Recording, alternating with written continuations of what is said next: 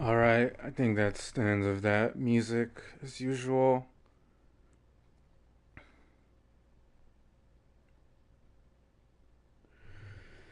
Today is Monday and all that. Um, Decided that it would be better to start, not right away, but in about a minute or two, we'll just start reading over these Ken Klippenstein articles. We'll do it chronologically so that way you see how things build up from really the last 2 weeks.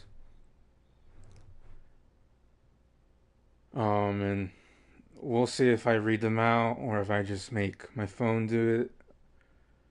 But yeah, I mean, it's all important stuff. It's all basically detailing all the government action crap and to build up to listing, like, I mean, basically giving indicators and just giving excuses to investigate half the country as terrorists. And all these, we're about to read up on some of these executive orders that were signed and the type of so-called indicators that give the government enough to investigate everybody and just, I mean, yeah, we'll see the dystopian fascist mess that's been ordered because bourgeois legalism is not here to save us. And this is also the result of a post Bush, post 9/11 era type legalism. And so, like, yeah, is there really free speech? No, not really. Not with these orders that were signed.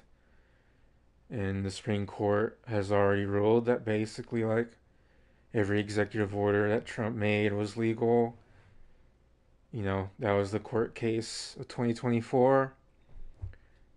Even if he grabs, like, classified documents or whatever. But yeah, I mean, some of these articles are going to go over how they want to. I mean, they basically want to lead up to a transgenocide as well, but really the targeting of leftists in general too. But yeah, because if I just wanted to just talk and talk and talk, I don't know, maybe some people are bored, so I figured that this stream would just be like reading an actual article, well, more than one, and that way people can have, you know, this kind of chronological build up with the autistic details that are reported. And then there'll be some extra reading after the articles as well. Probably gonna read a Lukács passage, probably two of them. But yeah, I'll give about like 30 seconds or so before I start booting up one of the articles.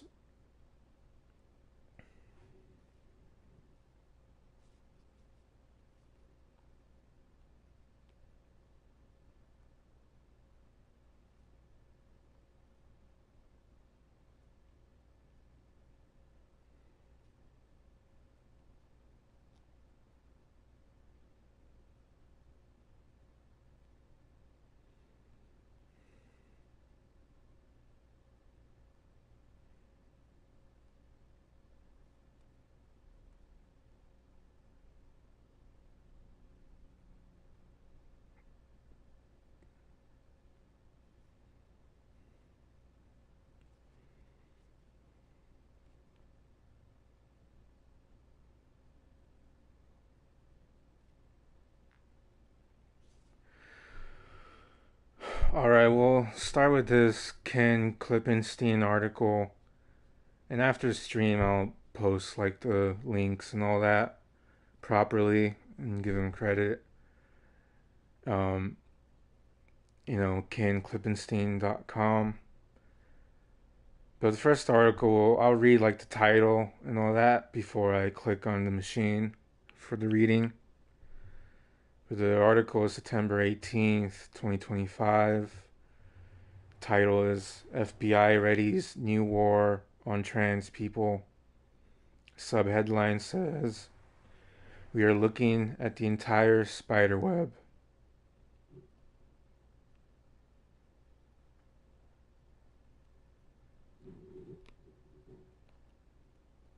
Ken Klippenstein. We publish stories the major media overlook. Please support our work by subscribing. The Trump administration is preparing to designate transgender people as violent extremists in the wake of Charlie Kirk's murder. Two national security officials tell me, "We're looking at the entire spider web for any of these attacks." FBI Director Kash Patel told the House Judiciary Committee on Wednesday, when asked about shootings by trans individuals. They, Attorney General Pam Bondi said after the Kirk murder, "are putting this crazy ideology in our schools," echoing the growing view of many in Trump's inner circle that a cult of gender ideology is behind an explosion of violence by some as yet unidentified radical left. 2 days before Kirk was killed, Donald Trump condemned transgender insanity. Then in an interview about the shooting, he blamed the radicals on the left, saying, "They want transgender for everyone. They are cynically targeting trans people because the shooter's lover was trans. One senior intelligence official tells me, the administration has convinced itself that the Charlie Kirk murder exposes some dark conspiracy. The senior official explains that there is no process per se for dealing with trans people as a threat group, but feels that trans individuals will be increasingly targeted under the banner of violent extremism. Under the plan being discussed, the FBI would treat transgender suspects as a subset of the Bureau's new threat category, nihilistic violent extremists, NVEs. The Trump administration first created the NVE designation earlier this year to replace the Biden-era label anti-authority and anti-government violent extremists, AGOV, created to categorize the 6th of January rioters and other right-wing groups. The new classification, sources say, gives Trump officials political and media cover. Rather than directly naming transgender people as some enemy, the White House has preferred euphemisms like gender ideology extremism. On his first day in office, Trump signed an executive order establishing federal policy as defining sex as an immutable biological reality of male and female. He also signed an order to keep transgender individuals out of women's sports. This order directed federal agencies to enforce laws based on the definition and to cease funding for anything that promote gender ideology. Additional executive orders have been signed that aim to restrict access to gender-affirming healthcare for minors, the administration labeling it as chemical and surgical mutilation.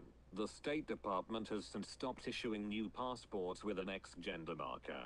The Department of Homeland Security says it will ban transgender women from traveling to the United States to compete in professional sports. A ban on transgender people serving openly in the military was reinstated. And earlier this month, CNN reported that the Department of Justice was discussing denying trans people's right to possess firearms on the rationale that transgenderism is mental illness. But the Kirk killing has broken any hesitance to declare an all-out war on trans people directly, even amongst the anti-trans Trump inner circle. Take, for instance, White House counter-terrorism czar Sebastian Gorka, who prior to Kirk's murder, despite his prodigious output on X, had never tweeted the word trans during the second Trump term. The day after Kirk's assassination, though, Gorka posted 3 separate tweets on X about trans shooters. Gorka is the highest-level counter-terrorism official in the Trump administration. Today, Donald Trump Jr. summarized the mood of his father's circle, saying on X, "What is the greatest domestic terror threat facing America, Antifa or Trantifa?" Antifa, short for anti-fascist, refers to a loosely affiliated anarchist movement that Trump frequently blames for political violence. Trantifa is a label suggesting transgender activists represent a violent network akin to Antifa. The Trantifa term, now ascendant, has percolated for the past several years. It appears in an internal officer awareness bulletin circulated by the Private Symbol Intelligence Group, which contracts with the FBI and local law enforcement, obtained through a records request by the Transparency non-profit Property of the People. Symbol Intelligence Bulletin 46.9 megabytes. PDF file. Download. Download. Prosecutors have already made clear that they are placing transgender identity at the center of their case against Kirk's alleged killer, Tyler Robinson.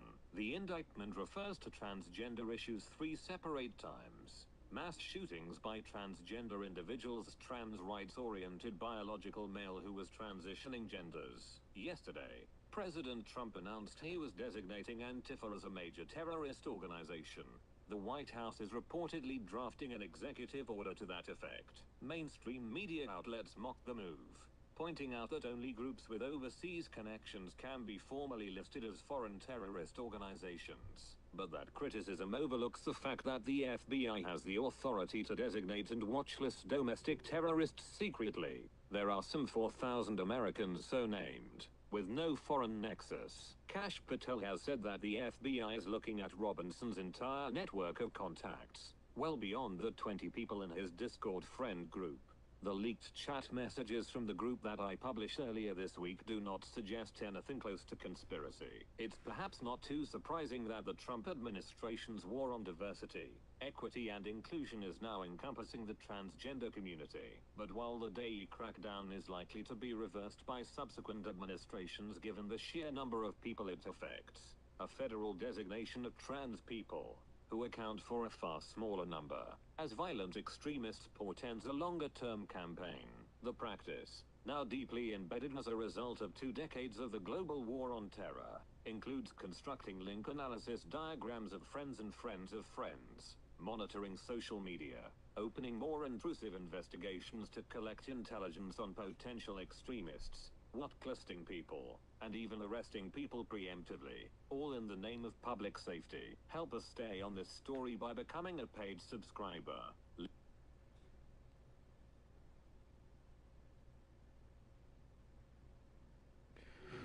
All right, that was the first article there. That was read by the machine. Sometimes it doesn't read all. It's not gonna say like quote and unquote. So there's certain things that you'll have to like kind of. Well, when you click on the actual articles, when I link this after the stream, then you'll be able like to read it along, or of course read it without listening to this. But yeah, that'll all be organized in the end of the stream. There'll be timestamps for this stream as well. That way, it exists. I guess maybe like a quick comment before I go to the second article is this is the first article that was read, September 18th. We still got about 4 more to go because it only escalates there, and it's important to read or listen carefully to how massive it just starts to get, and how Ken basically emphasizes in these articles like, yeah, you actually gotta take things serious. You can't just say, you can't just listen to like the usual so-called pundits who just say, oh, there's nothing Trump can do. Yeah, it's a nasty build-up what they're doing. And of course, we'll get to the second article soon. But I figured I'd just add a little bit of commentary after each article. That way, there's like a gap between the timestamps.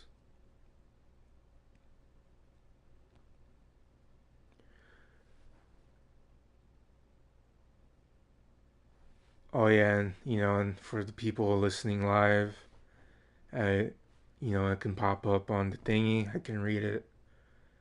But yeah, I'll definitely talk a little bit. I think there will be an article on Palestine towards the end of the stream. Um, but yeah, there'll be a little update on that towards the end of the stream on the other events that are interconnected with all this. Just let me know if there's some kind of audio interruption or whatever. But thanks.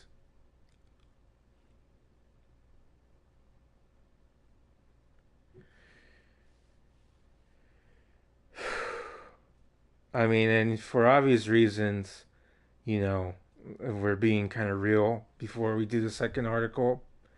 Thanks for bringing that up, Gangrus. Is that, um, yeah, this fucking bullshit will be used against anti-imperialist sentiment, because that is what's gonna happen when we start going through these articles about how simply being anti-America is gonna lead you to being on one of those indicators. So all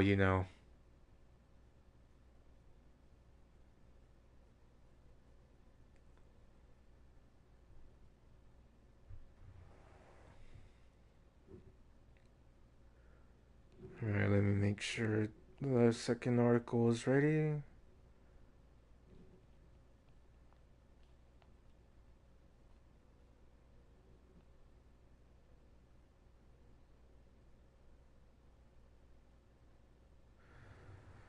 Alright, we'll start with the second article now. I'll have the machine talk. Klippenstein.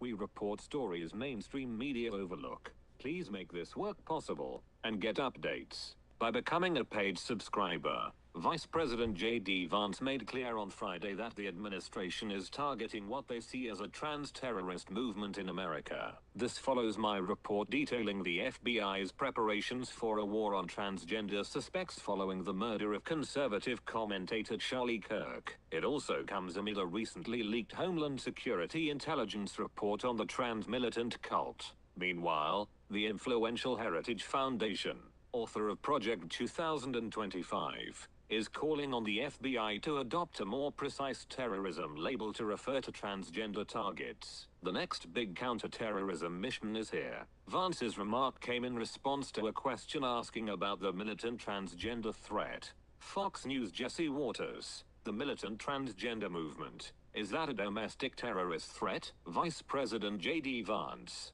If you are encouraging people to commit acts of violence against the US government or against your fellow Americans, absolutely, you're involved in a terrorist movement. What you increasingly see, Vance went on to tell Waters, is you see people in the trans community and other members of the far left who are saying they are so threatened by negative rhetoric that they must take arms and attack people. The vice president's assessment echoed a recent Customs and Border Protection intelligence brief leaked to me, warning of a radical leftist trans militant cult. This terminology, as well as the propriety and legality of targeting suspects on a basis of their gender identity, is at the heart of the federal government's internal debate. The FBI's plan, as I've reported, is to place trans suspects under its new nihilistic violent extremist (NVE) category, a label that it developed earlier this year. But officials are debating whether lumping trans in with NVEs goes far enough.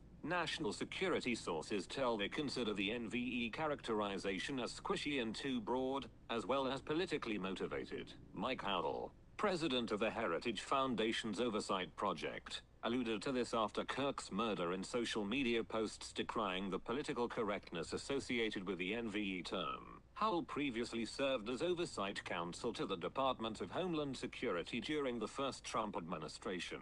This new broad-based category is meant to escape the tough questions that have tough and clear answers now, Howell said on X, adding, disappointed that AFB Director Cash is, to date, unwilling to name the threat of transgender ideology-inspired violent extremism specifically as domestic terrorism. The Heritage Foundation has issued its own call for a separate trans-terror designation.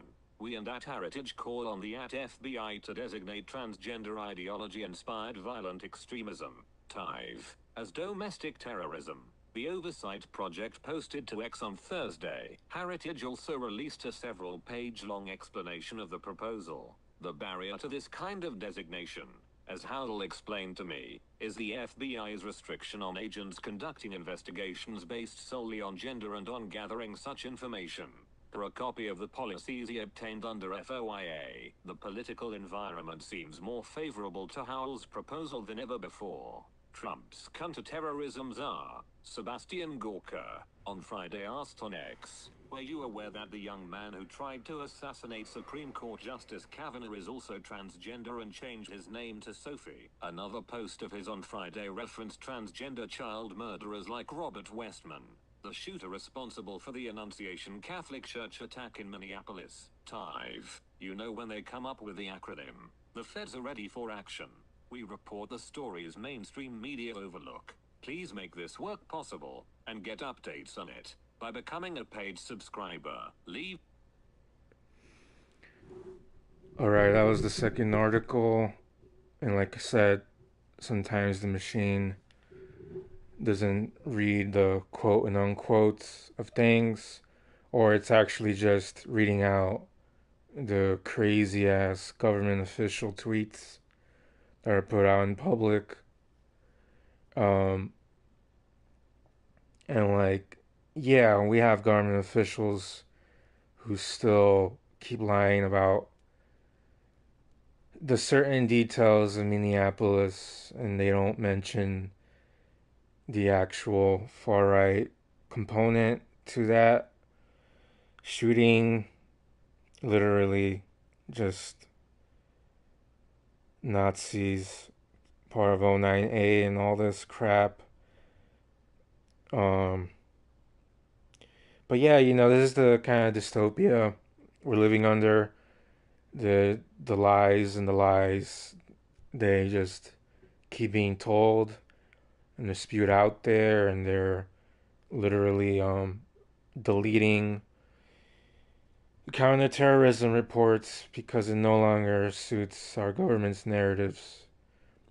That's an actual thing that's been happening, and due to kind of the lack of real left wing, real journalist ecosystem to combat all of it a lot of times properly. Well, that's why the stream is sort of happening, and I'm reading the Clan Klippenstein articles because there's still more, and it only gets worse, I'm afraid to say.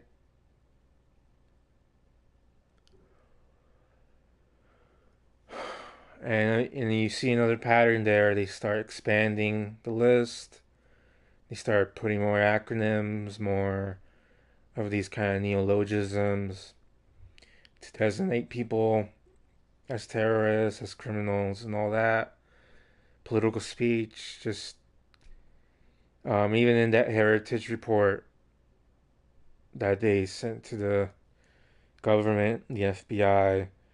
I mean, they basically just do this like vulgar so-called transvestigation in quotations, and like literally they'll like add, if somebody had lipstick, they're just gonna add it as like terrorism, even if it's not related to. It's just a long list of how they want to go after the left, they want to go after immigrants, they really want to go after the trans community on top of that, and they're willing to just label anybody as an ideologue, extremist, yada yada, and they're willing to lie about people's gender and sexuality. They're just willing to lie. And with the other far right shooting in Denver High School on that same day, about 3 weeks ago, 2.5 weeks ago,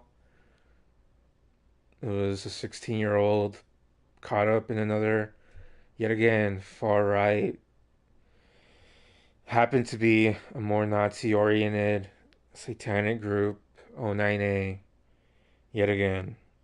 But it's just not covered at all. It's just swept under the rug. Um, I think about 2 people dead. So, that's all in context of these 5 articles and others we're going to read, we're going to listen to. So I'll start up the third article pretty soon.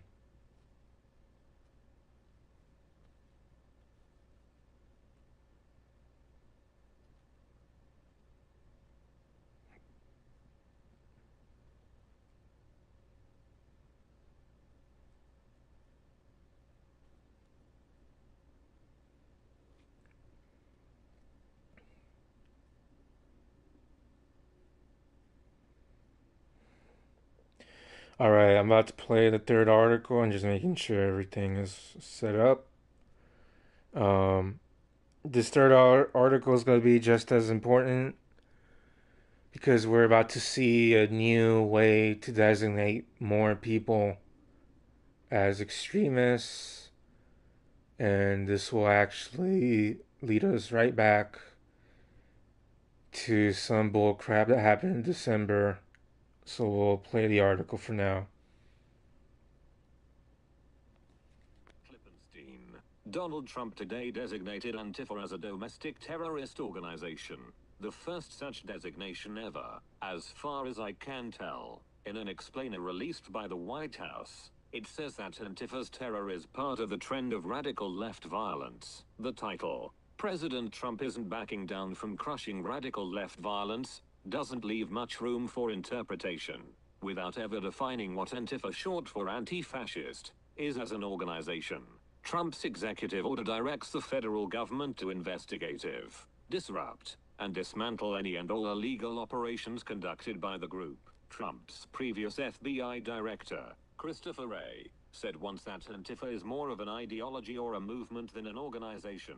But in the wake of Charlie Kirk's murder, national security officials tell me the Trump administration feels especially empowered to focus its ire on the so-called radical left, even though, as I've written, it isn't at all clear that the alleged Utah shooter was left or right. The designation is normally used for foreign terrorist organizations, which are defined in law. Such a designation not only focuses law enforcement and intelligence on such organizations, for example, Hamas, Al-Qaeda, ISIS, but also unleashes international sanctions and investigations into finances and movement. The White House is trying to cast its new counter-terrorism focuses on some kind of radical fringe, but in at least one of the examples they point to, I can think of a lot of people online that it might apply to. Have you expressed an opinion that this administration would construe as having celebrated Luigi Mangione? If so, you could be a target of Trump's new war on the so-called radical left. The federal government,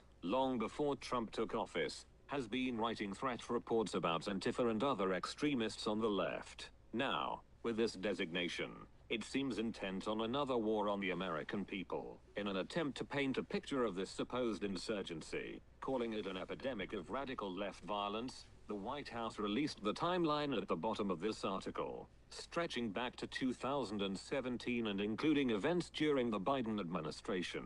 Meanwhile, the mainstream media seems stuck in fact-checker pedant mode, having declared just days ago that the terrorism label was technically impossible. See headlines below. It is a continuation of the news media's lazy framing of Charlie Kirk's shooter as some garden variety leftist. The major media simply are not up to the task of covering national security matters in a way that can actually keep up with the frantic pace of this administration.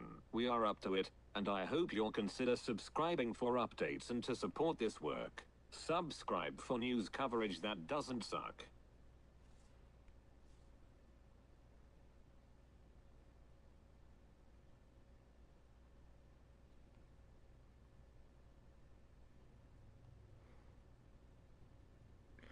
Alright, that was the third article.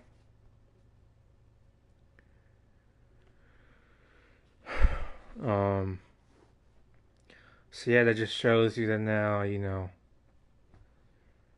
whatever they consider to be as pro-Luigi, they're willing to put it there. And it's only gonna get worse when I play these other articles coming up now, because it just gets bigger and bigger. So yeah.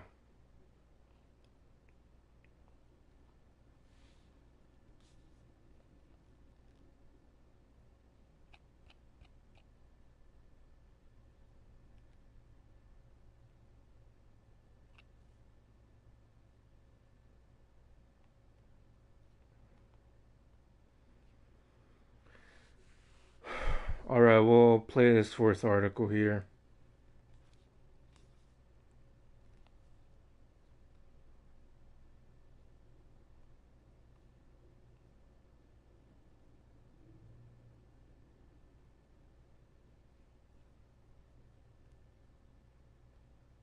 Klippenstein.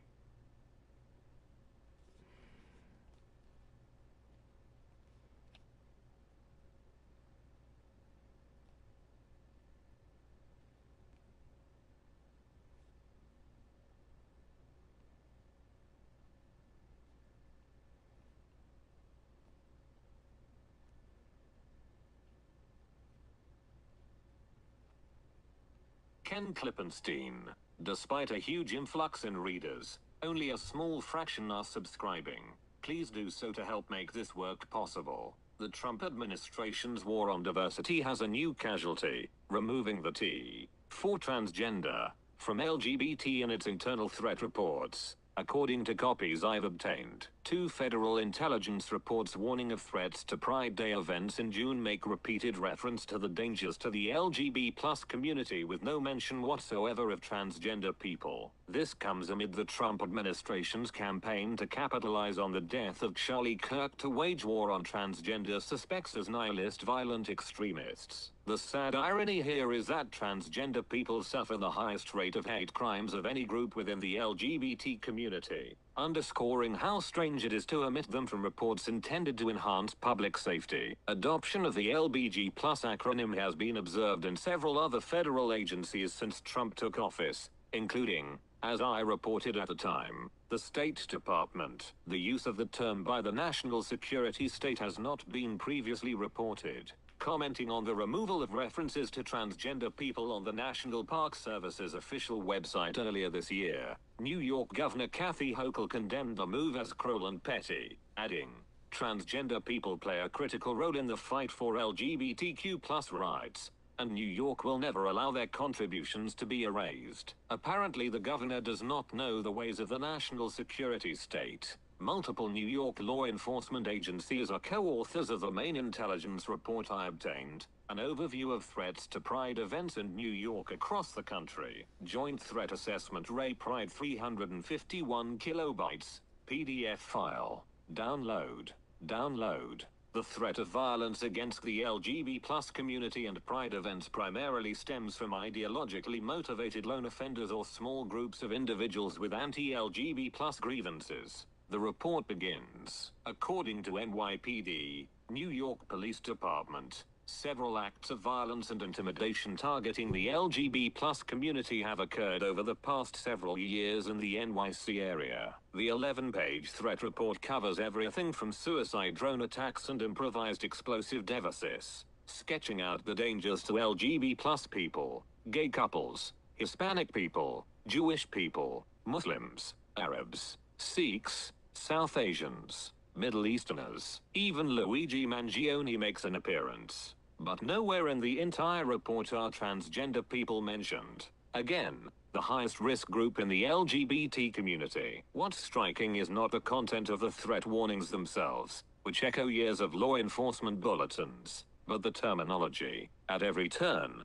the reports describe the danger to the LGBT+ community. Transgender people are written out entirely. Director of National Intelligence Tulsi Gabbard expressed opposition to transgenderism in August, calling the belief that any man can become a woman, and any woman can become a man a manifestation of their darkness and desire to be God. From Trump's first term through Biden, agencies used LGBT or even longer formulations like LGBTQ+ in their threat products. These and other documents were provided to me by the Transparency non-profit Property of the People, which obtained them under open records requests. This hateful crusade has been in motion for months, long before Charlie Kirk's killing became the feeble pretext for its escalation. Property of the People's Executive Director Ryan Shapiro told me, as late as the 24th of January of this year, 4 days into Trump's administration, the LGBTQ acronym was still being used, as seen in an intelligence report produced by the Department of Homeland Security's Office of Intelligence and Analysis. But by May, the same agency had dropped the acronym, according to another report about the potential for a terror attack targeting Pride Month in general. Violent extremists motivated by a range of anti-LGBT+ grievances probably view upcoming Pride events in the homeland as potential targets for attacks. The report begins. May 2025. Report 351 kilobytes, PDF file. Download. Referencing far-flung groups like ISIS and Al-Qaeda, the report is brimming with tactical advice, proposing moves like monitoring for pre-operational surveillance by threat actors, sweeps of event sites for abandoned containers and even public awareness campaigns, but not once are trans people mentioned. Disclaimers appear in the documents about the national security state's painstaking efforts to respect the civil liberties of people's race, ethnicity, national origin, religion, sex, and on and on. The FBI could start by getting its terminology right, perhaps with one of their public awareness campaigns. According to advocacy organizations like GLAAD and Stonewall, The term LGBTQ+ is the term preferred by the community. Subscribe if you thought acronyms were supposed to be something government was good at. Leave a comment. Share. Edited by William M. Markin.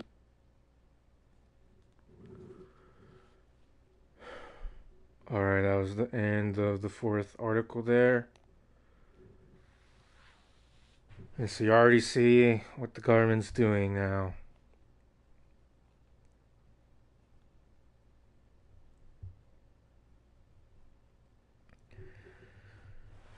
Oh, it's a lot for sure. Now we're going to enter into the fifth article here. This is going to be Trump's executive order that came up this weekend. Was it this weekend? Yeah, or Friday. It'll be Trump's NSPM-7. This is where they start adding a lot more of these indicators, and like he signed it himself. So, they've got like 4,000 government agents in this joint counterterrorism task force, whatever. I mean, it's another Bush era type of thing. Just Trump's giving it a new name and stacked it with different people. I'll be trying to prepare this fifth article here.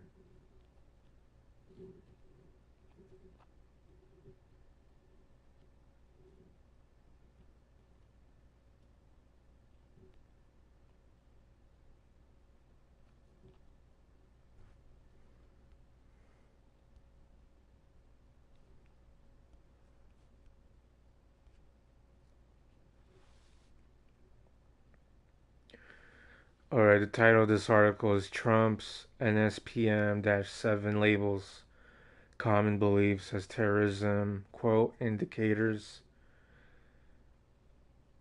September 27th, 2025.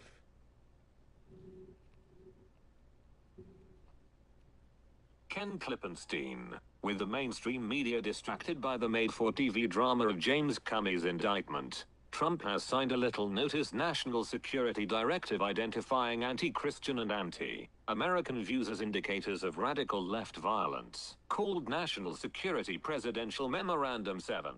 It's being referred to as NSPM 7 by administration insiders. This is the first time in American history that there is an all-of-government effort to dismantle left-wing terrorism. Trump's Homeland Security advisor Stephen Miller said, referring to the issuance, to the extent that the major media noticed the directive at all, they, even C-SPAN, incorrectly labeled it an executive order, like this week's designation of Antifa as a domestic terrorist organization.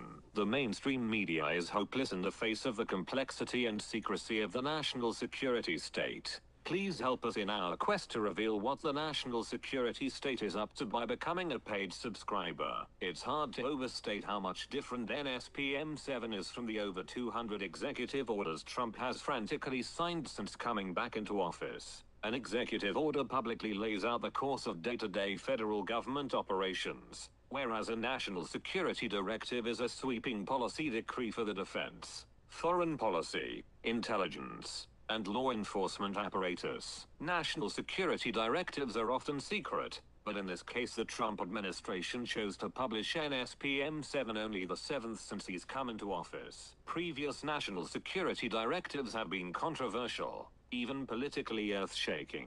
In 1980, for example, President Jimmy Carter signed the top-secret Presidential Directive 59, PD 59, directing new nuclear war-fighting policies that persisted until the end of the Cold War. When revealed, PD-59 caused a public furor. Similarly, President George W. Bush signed a series of classified national security directives after 9/11, the most famous of which authorized NSA's unlawful domestic intercepts, a directive that wasn't publicly revealed until 4 years later. In NSPM 7, countering domestic terrorism and organized political violence, President Trump directs the Justice Department, the FBI, and other national security agencies and departments to fight his version of political violence in America, retooling a network of joint terrorism task forces to focus on leftist political violence in America. This vast counterterrorism army, made up of federal,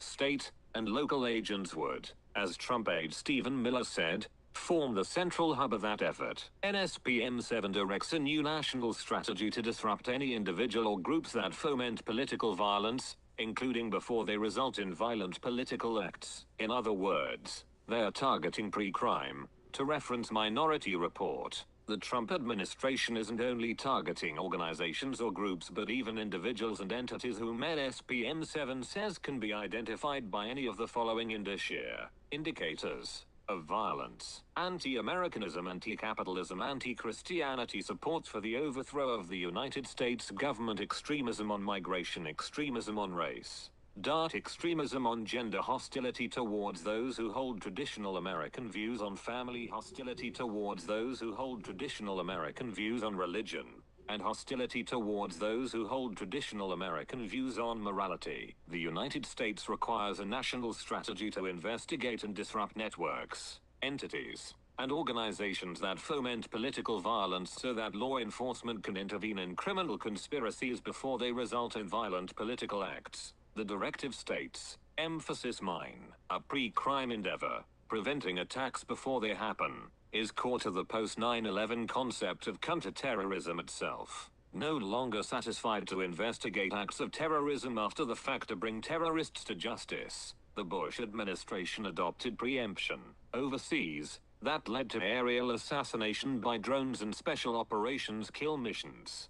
Domestically, it led to a counter-terrorism campaign whose hallmark was excessive and illegal government surveillance and the use of undercover agents and confidential human sources to trap, and entrap, would-be terrorists. Now, with Donald Trump's directive retooling the counter-terror apparatus to go after Americans at home, this means monitoring political activity, or speech, as an investigative method to discover radicalism. Contrary to other national security documents all during the post-Watergate era, NSPM 7 doesn't even mention the First Amendment or the fundamental right of Americans to organize and protest. The focus on speech is evident throughout NSPM 7.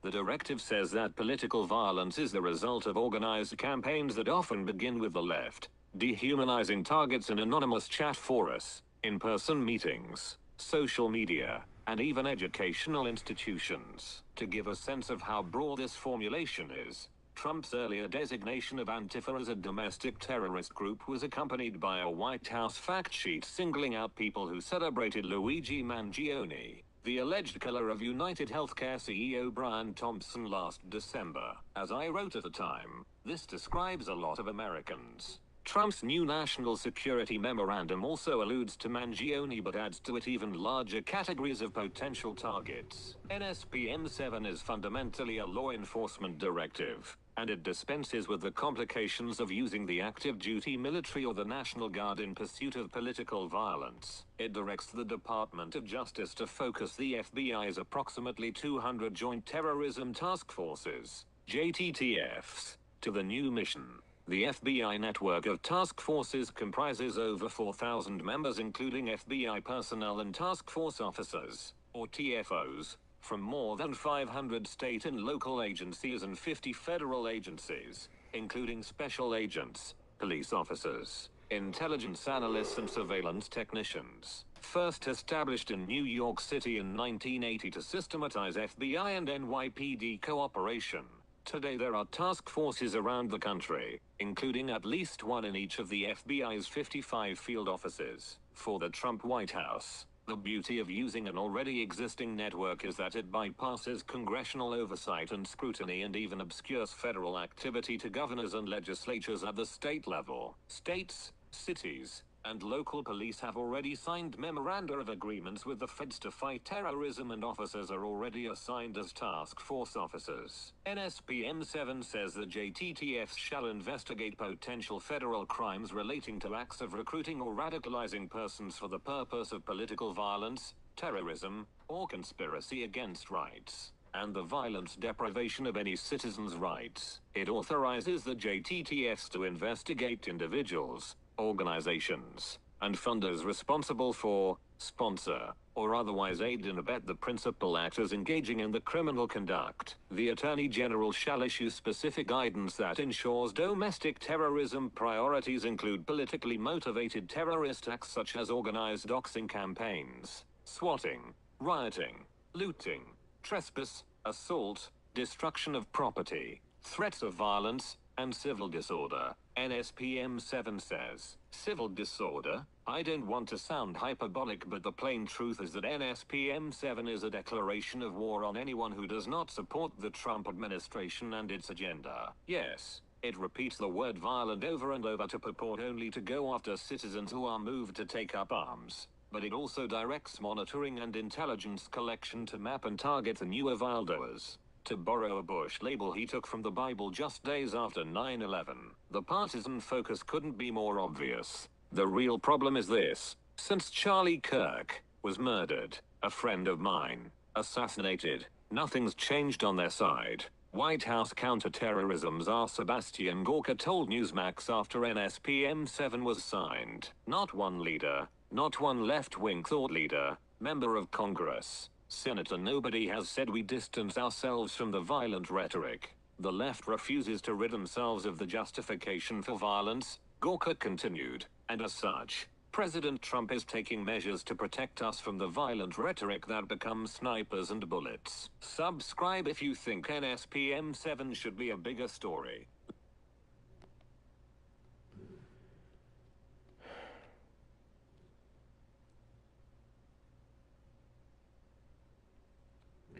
All right, that was the fifth article,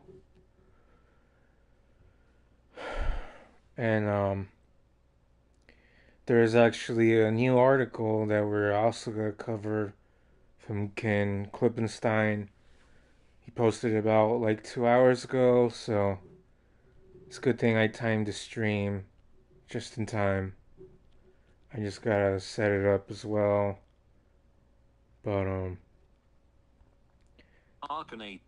But yeah, it shows you yet again, like he said towards the end of the article there, you know, it's something to take really serious. And there has not really been any real response to these ever increasing events. There hasn't really been any like major so-called opposition leader talking about this executive order that Trump signed, or the comments Miller and Gorka are saying, you know, the advisors.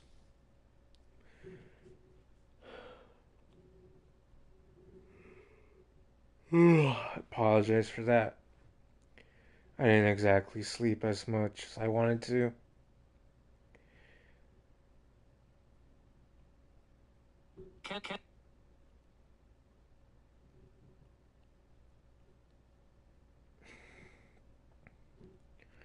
Sixth article will almost be ready.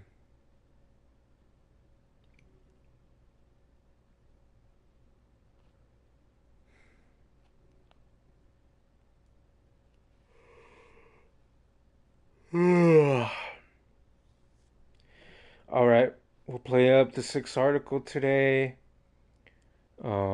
It's called Trump's NSPM 7 alarms law firms while Congress is silent. This is September 29th, 2025.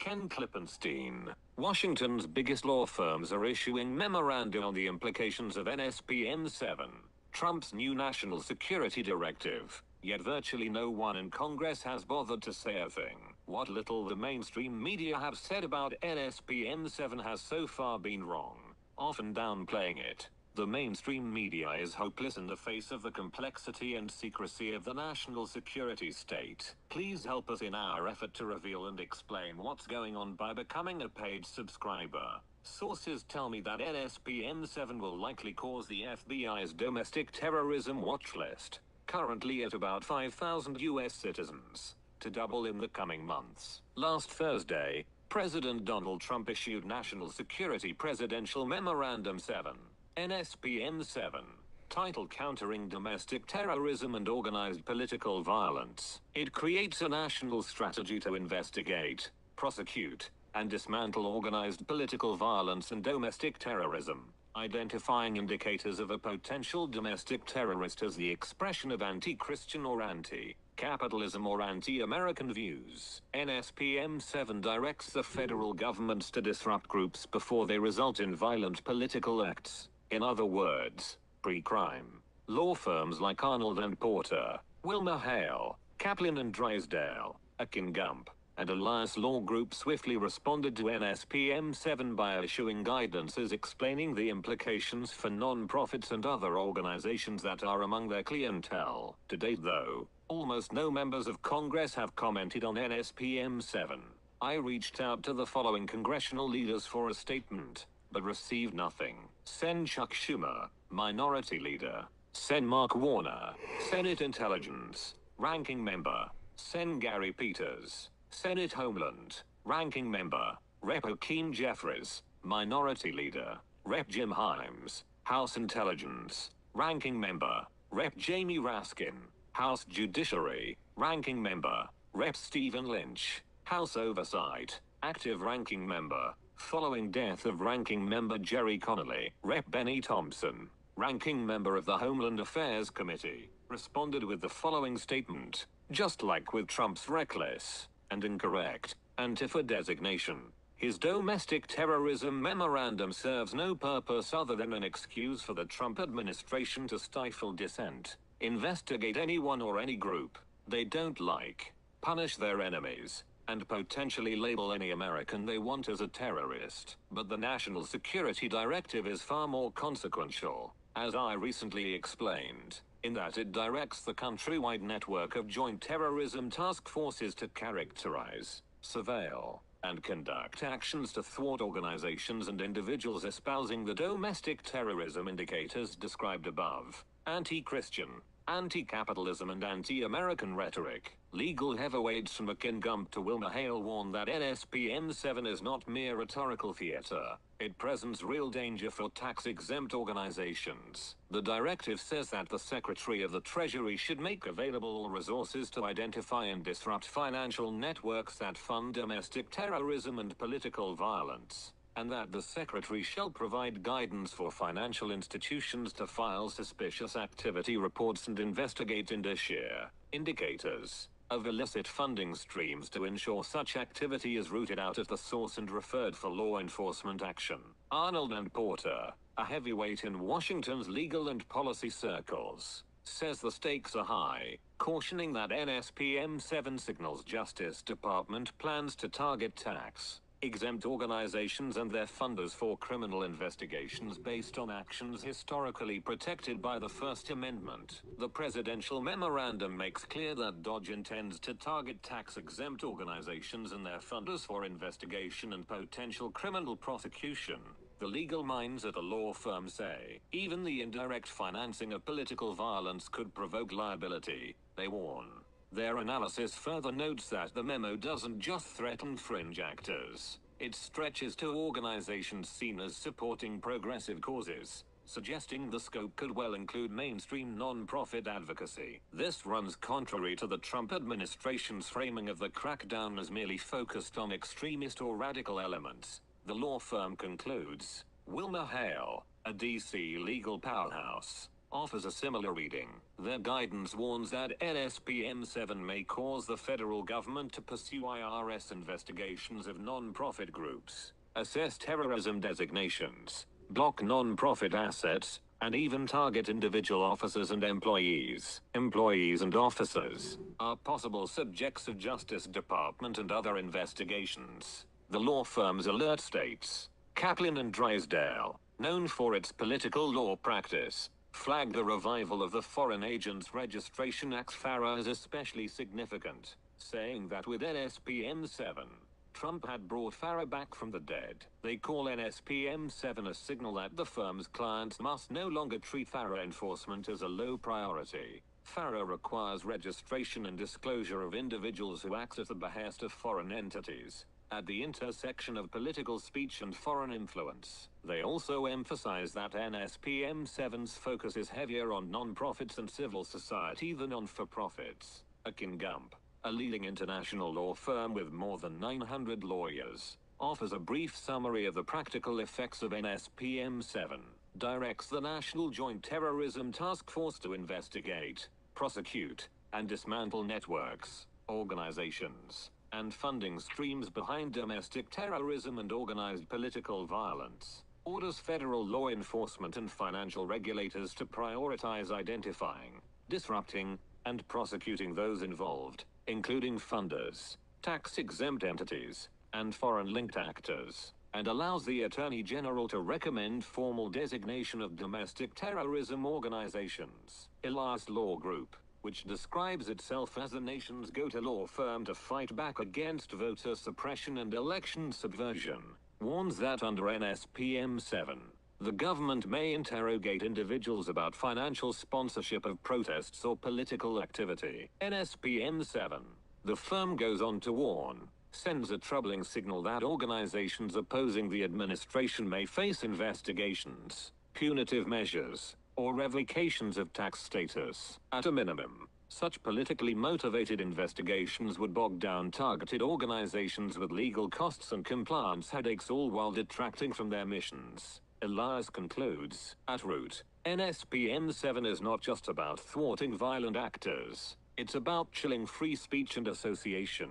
The directive empowers federal task forces to pursue not only organizations deemed in support of violence, but also funders, officers, employees, and indirect financial supporters, which means donors. Under the framework, even speech or advocacy currently considered protected could be swept into criminal exposure. Maybe, someday, eventually, Congress will take notice of the most important change in the expansion of government power since the Patriot Act. Subscribe if you think NSPM 7 should be a bigger story. Help us make it one.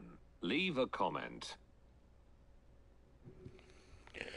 All right, that was the sixth article there by Ken Klippenstein that he made today about this crazy executive Trump order, where they're gonna want to freeze money. And I mean, this whole thing is really, like it said in the article, is about cracking down on free speech as well, political targeting, and I mean, the state apparatus is really changing, and we're seeing just whether it's just loads of disinfo, and then obviously as I'm speaking today, I mean, yeah, since these executive orders and the articles that were read on over the weekend, Trump has sent over all kinds of federal agents and National Guard up in Portland and Chicago. It's more of a kind of like slowish rollout. I shouldn't say slow rollout. It's just more of a medium rollout, and they start popping up more and more, and they go around doing these fucking like patrol tactics as well. I saw them trying to chase people down the street, arresting people off the sidewalks as well. Journalists, when I was watching that Status Quo stream on the weekend, they also got picked up. Tear gas, flashbangs. So, like, the physical fascist action of the state is happening right when they're signing all these orders, and they're not wasting time They're taking advantage of the weekends as well. Um, and we're talking about like over 5 cities now in the entire state of Louisiana where they're just stationing these Gestapo, these military types, Freikorps types. I mean, there's just an endless amount of federal agencies since the Bush era. It's like you name it. If it isn't the FBI, it's the DHS and ATF, ICE and Border Patrol and yada yada. Um, I've already heard that yeah, IRS is being told to investigate, and you saw in these articles, right? The National Counterterrorism, blah blah blah, agency, and so yeah, we've been seeing this kind of McCarthyist cancel culture, kind of cultural McCarthyism happening, like I covered in the other streams, all interconnected, and for obvious reasons, they're gonna use these new orders to crack down on anything just remotely, not just remotely left, like even just remotely centrist, anything that remotely criticizes some traditional family nonsense, you're gonna be labeled an extremist, so-called anti-Americanism and anti-capitalist. You know, the stream itself is probably enough to get me loaded on one of those dumb lists. But hey, you know, that's just how it is under the bourgeois law. Um,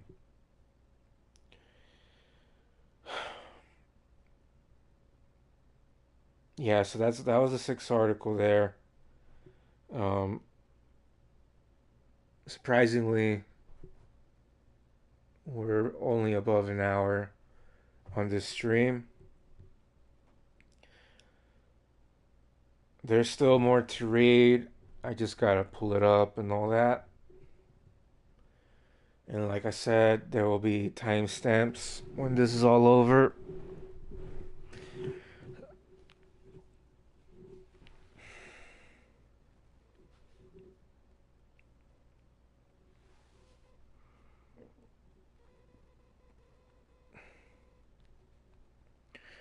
Just taking a bit of short breath here.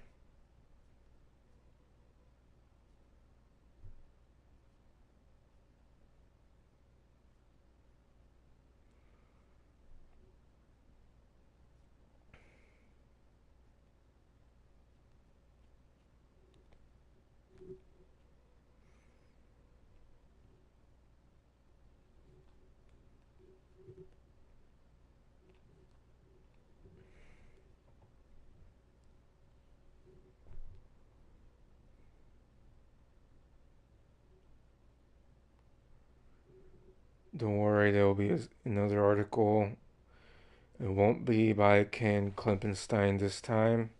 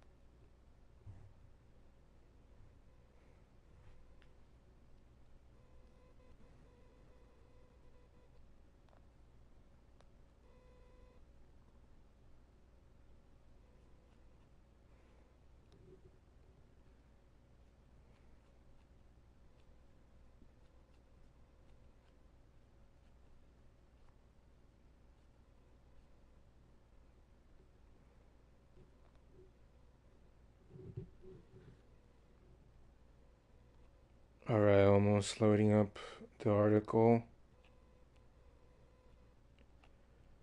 I just want to make sure everything is working properly.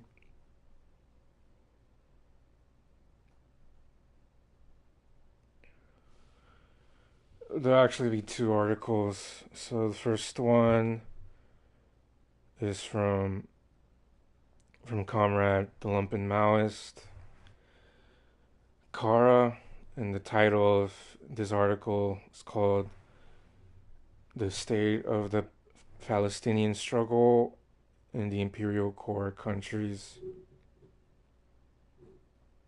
All interconnected, obviously, with what's been going on around the world and here as well. Crazily enough. So we're about to start it.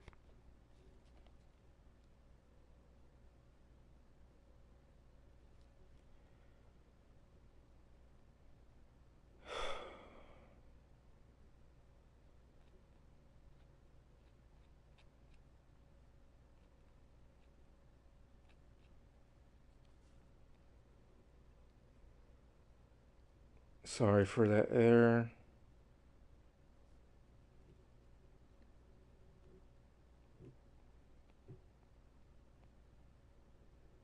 Sitamap.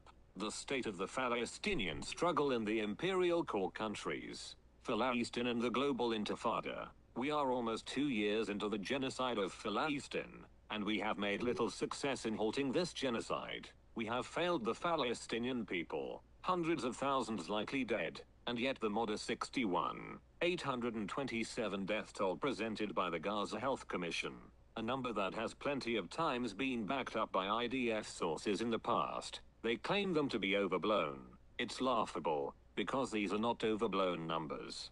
They're just a small peek at the situation. Tens of thousands are in rubble, hundreds of thousands missing, many malnourished, many in the Sinai Desert. There's a hike of upwards of 200,000 to 400,000 dead. At the start of the year, Trump read a number of Palestinians that were to be ethnically cleansed. That number read 1.8 miles, heavily implying that Israel's intelligence only accounts for 1.8 miles of 2.2 miles of the population, and that the 400,000 missing from that total are either unaccountable, or Israel has a deeper understanding of the amount of people they have starved, bombed, raped, pillaged, and slaughtered. We are entering a very dark time in the history of our species. Fascism is taking over the entire system of capital. In reaction to the crisis, the bourgeoisie, as often they tend to, has picked barbarism to challenge crisis, and this barbarism, for all its stupidities,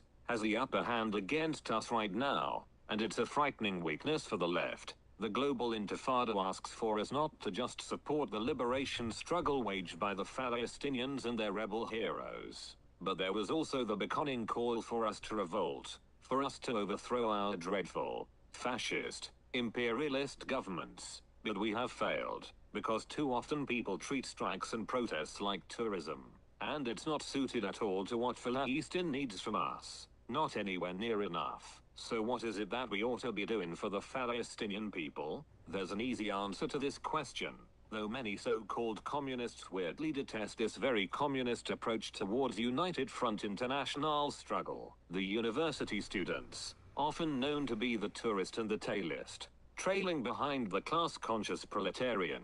Well, in this genocide and the global intifada, the uni students showed us exactly wagwan with what we need to be doing. That's their brave and coordinated encampment struggle. It's plain and obvious for any communist to see that the needed struggle RN is an Occupy Wall Street TSC locking down of town and city centers, blocking the major in and out trade roads, and anything else, so that capitalism is made to hurt for genociding our Palestinian brethren. In the process of building such encampments, we obviously would be building some kind of survival system so we can eat, drink, stay sheltered, etc. This survival system is exactly like a survival program from the Black Panthers, and so therefore, even if the encampment fails, we can continue feeding the homeless, the hungry, and the downtrodden, and the encampment's welcoming in the homeless population. Isn't a bad way to increase numerical power, but best to have someone whom is street smart around, as lumpen proletarians. We are very desperate people, and so it's all about being weary of snitches, grassers, informants, that sort of jazz, the unemployed, the semi-employed, the homeless, the prison population, the impoverished. We all must stand together. We must be organized, alongside other industries and workforces. It's very, very profitable to keep the war machine going, providing Israel murder weapons of immense degree. Islamophobia fuels the anti-Semitic hatred that the Zionists have for the people of Palestine. This genocide is a 108-year-long genocide committed by the Zionist settlers against the indigenous Palestinians. We must apply the broad lens to Zionism. We must virulently push the understanding that Zionism is Nazism. People got to swallow that pill right now. With the current nature of things, we are experiencing the Holocaust. Except this Holocaust is more brutal, but also way more out in the open than the Holocaust of the past century. There's an issue with communists and the imperial core failing to connect Palestinian issues with the issues of poverty and homeless at home. Tie the needs of the poor to the needs of the Palestinian. The starvation of Gaza and the starvation of the homeless can be unified issues, as they share a common enemy. This opens up an international perspective to workers' needs and rights, and makes for an effective counter to the my country first BS of the petty bourgeoisie, that puts the needs of the labor aristocracy over that of the workers. Lenin teaches us to prioritize the lowest section of the proletariat's material conditions, for the liberation of the most oppressed proletariat, is the guiding force for the liberation of the entire proletariat. As long as Palestine is in chains, we will never break ours. Revolution or reaction, socialism or barbarism. The Zionist onslaught and genocide of the Palestinians has shown the illegitimacy of our governments to represent our needs and interests in anything tantamount to human rights. How this failing affects our struggle at home. A much larger concern is the complete ignorance from supposed leftists and, worse so, supposed communists, of the complete collapse of the legitimacy of legal institution in the wake of the genocide, and our failure to stop it. Our governments have more than figured out they can get away with bloody slaughter, due to the absolutely mild reaction coming from the populace. We have failed again and again to connect problems at home to abroad, but also failed to push a method of struggled networks. This intifada is the most radical struggle we have had in the imp core this century. That cannot be understated. But that is what adds to the frustration, as there was a failure to coordinate this very radical movement into meaningful action. The failure to embark on an Occupy-esque protest is the biggest failing of this movement, not just in doing our part for the liberation of Palestine, but also in developing an anti-fascist movement in our home countries, something that was endlessly called for by Gaza. We had specific orders from the Intifada in our protest action literally telling us to build a liberation movement against our imperialist government, so it's not even just an idea floating. This was a stated matter of the Palestinians in their solidarity with us, and we ignored them. Not all of us, sure, but enough of us that we failed to fight this genocide in anything remotely close to an effective manner. Now we are here, and genocide is on the table for my community and many other minorities. No matter how much we have sounded the alarm over the years, people have refused to listen, and even now that we are entering the new era of fascism, Nazism, and genocide is a stench in the air, still people are refusing to listen to the justified concerns of minorities seeing the writing on the wall. Genocide in the US and the UK is ongoing against the trans community, and they're ethnically cleansing immigrants out of the countries. Yet people wanna put unreasonable special requirements for things to be fascist enough to warrant the full concern of organizing radical struggle, and building outside of the legal framework. Unfortunately, we are having to learn this the hardest way, after endlessly refusing to see the writing on the wall. We need to break this streak of hubris and inaction, and actually coordinate some struggle against this fascist tide, and at the basics of just doing what we can to protect the vulnerable, especially protecting those minorities for which the establishment wants to throw into camps.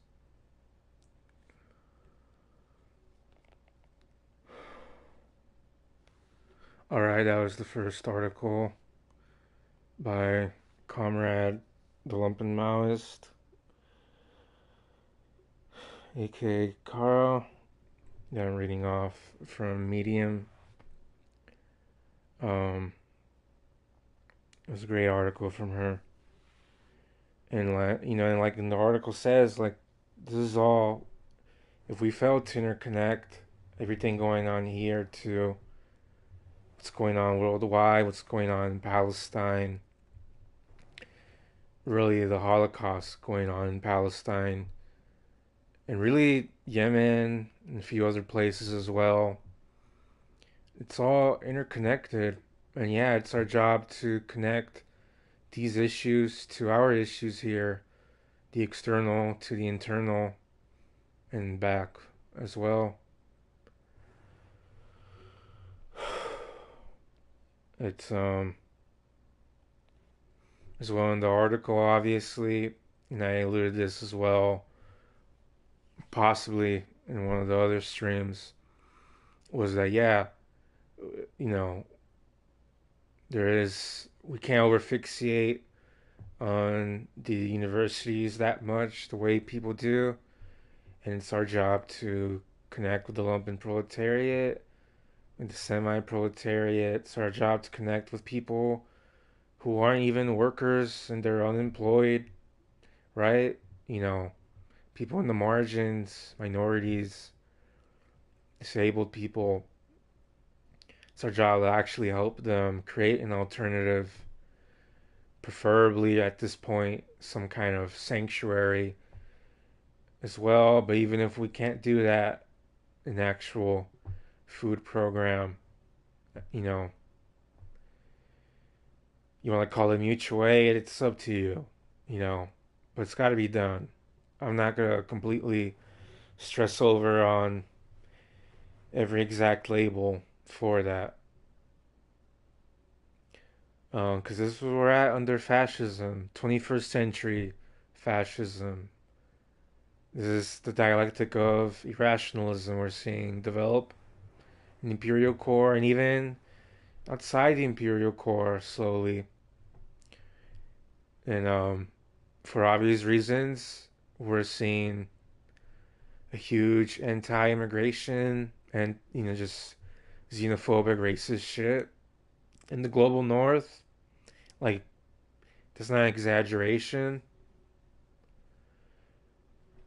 And they're being scapegoated as well.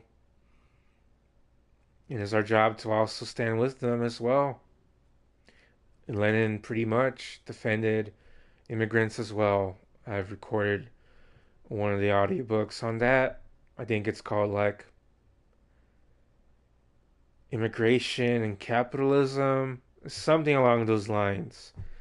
But when I go look for it, I'll just list it. Whether it's in the description or it's in the comment sections, it'll be there. Um, yeah, and I do want to play a second article. I think it's important to link up these subjects going on. It's just that there's just been so much going on. But I'm willing to be a little bit extensive. And so this is all interconnected.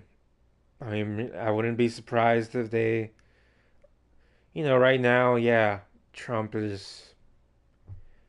We'll have to see what happens. But yeah, Trump is offering another completely fake deal to the Palestinian people. So is the imperialist European Union and the imperialist UK.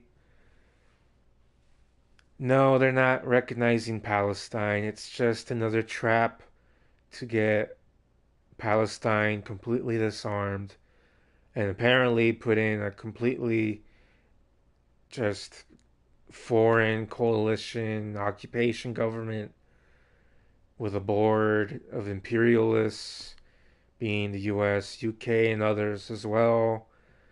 UN crap. It's all complete deception. I don't even like to hear the stupid ass term two-state solution. It's just fucking disgusting what's going on over there. And I'm really, really people like for people who fall in for like, oh, Spain and UK and France, they said something. Yeah, the politicians are gonna open their mouths and the diplomats, and they're gonna pretend that they want it to end and to state this, but only if they sign the disarmament of Palestinians. It's please don't over fixate and fetishize the appearances. Bourgeois legalism is not just dead in America. All these international courts are mostly dead. They've been only useful as they've been useful to point out the Holocaust going on in Palestine. But for obvious reasons, they can't actually enforce anything real substantive. So it's something to consider. It's something to please do not give up on Palestine. Do not sell them out for some second state nonsense. We're not giving special treatment to literal Zionist Nazis, to fascists, to apartheid settlers. That would be like saying, oh, there has to be a Rhodesia with democratic rights or whatever. Please, listen to yourselves. We don't need any of these liberal Zionists either. We don't need any of these labor Zionists in our spaces.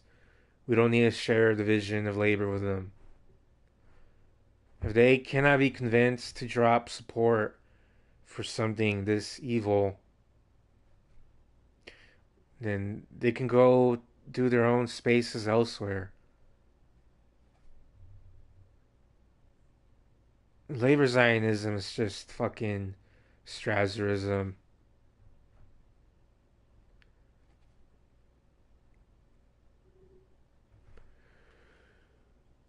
And yeah, I'm gonna be a little bit emotional about that, of course. It's fucking disturbing what's been happening. I don't think there's been a single day that I don't think what happens in Palestine, especially the last 2 years.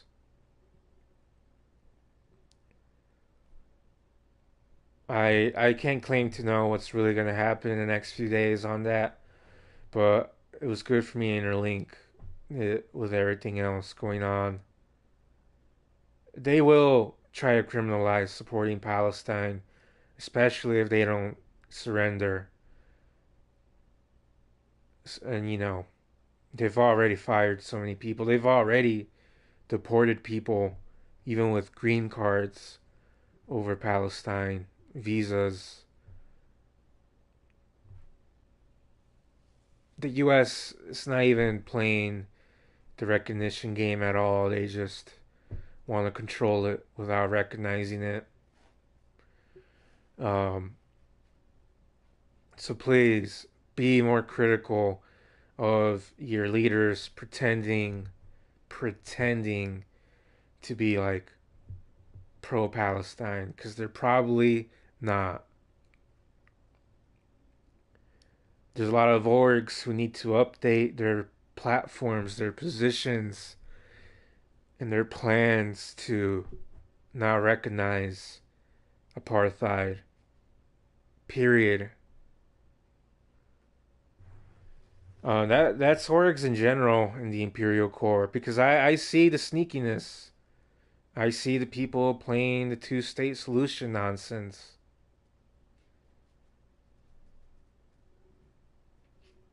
I mean, the blood is already on everybody's hands. This is one of the worst atrocities ever.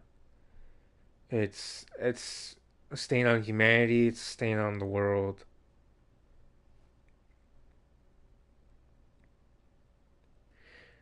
And it's obviously not stopping with just Palestine, with all these other events going on.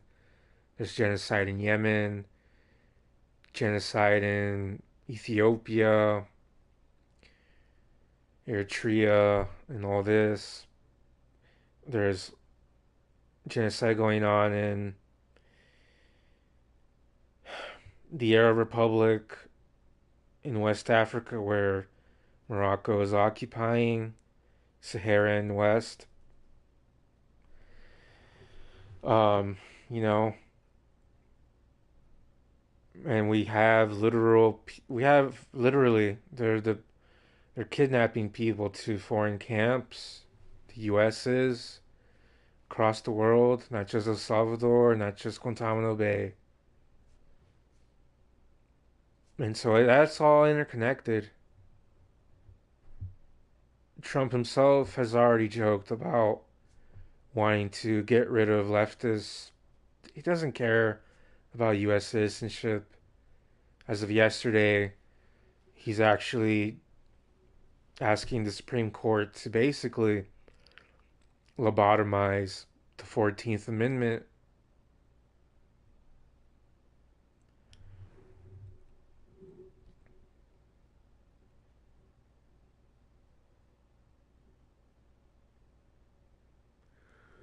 All right, we'll play another article here. The Intifada and the draconianism of Britain. The struggle to protect the right to rebel in the, not so, United Kingdom. We are in an incredibly troubling time in the island of TERFs. The British government has tightened its grip on the Intifada via the outlawing of Palestine Action as a proscribed terrorist organization. This has led to wanton crackdown on Palestinian representation in general. People being targeted by law enforcement and civil enforcement for simple things like donning the Palestinian flag, targeting them as supporting PA. Despite the flag being a symbol of a dime a dozen Palestine Solidarity Org's cause. Get this, it's the Palestinian flag. It's tyrannical what the so-called Labour government is doing. On Saturday 6th and into early Sunday 7th, 890 rebels, myself included, were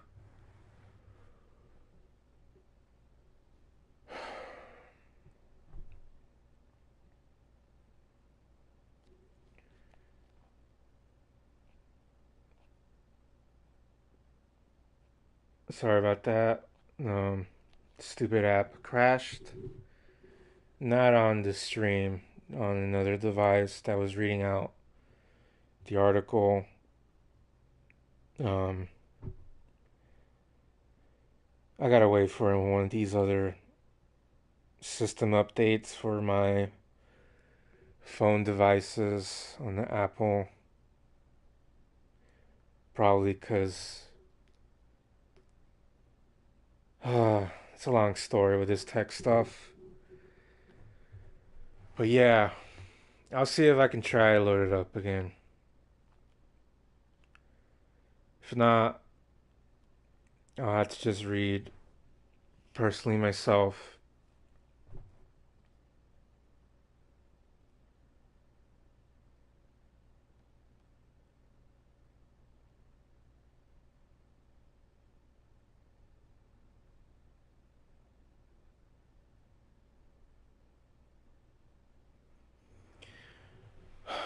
I mean, for the meantime, if I could get this to load, I'll talk for a little bit then.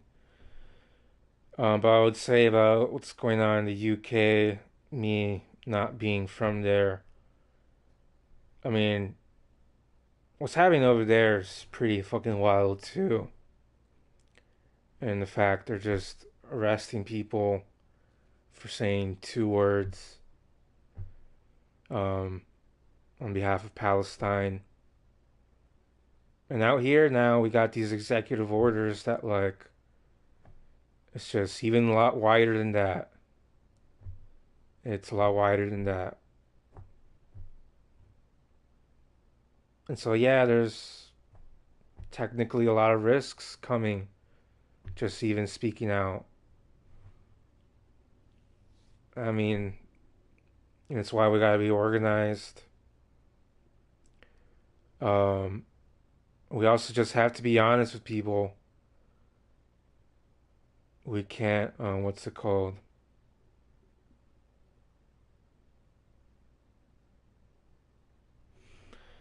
We can't downplay everything that's going on. We can't just tell people, oh, everything will be fine. The government has nothing to on us and all this. It's about the fact that it's not really what it's about. The fascist state doesn't care. The fascist state will do whatever it takes And if they gotta put 50 bullet points with all this crap as indicators, enough to investigate us, or just arrest us outright for expressing our so called bourgeois rights, you know. Now, they can't do it all in one day, obviously, but you're seeing an increase.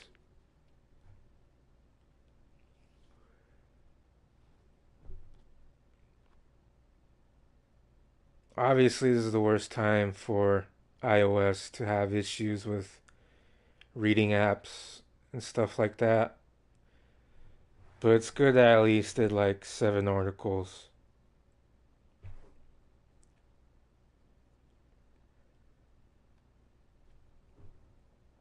And don't worry, I got some Lukács to read instead. I'll just have to read it from my mouth.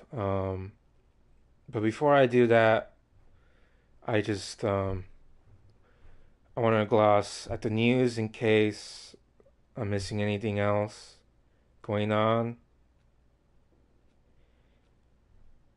Yeah, there might be a government shutdown on October 1st. Is that going to stop the fascist state? No. And I don't know if it's really going to happen. That's just something still in the works. I have noticed that Trump has released his really evil peace, so-called peace plan for Palestine, which is related to everything going on here. It's literally just foreign occupation. It's literally not even recognition.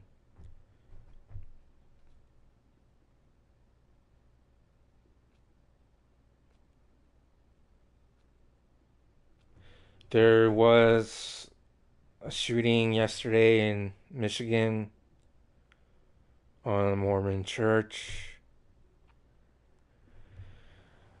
I imagine we'll get more updates on that too, and you know, it's been it's kind of an odd one, but for the most part at the moment, it's pretty clear that like they haven't found a way to blame the left so far, and they've found, I think people have found like evidence that like the guy who did it was definitely a Trump supporter last year. But, you know, it'll get swept under the rug if that's really the case, indeed. Just like the mass shooting at the high school in Denver 3 weeks ago, Denver High School. So, yeah, our fascist government is going to ignore the far right terrorism that happens yearly, every 6 months, essentially.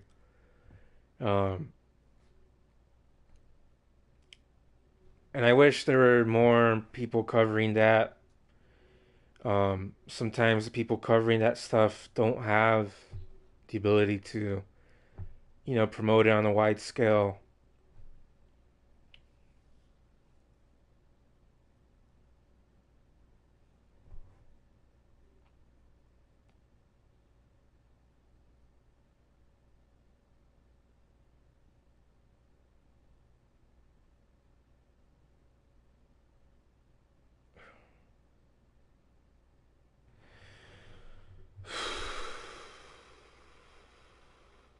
Just taking a small breather.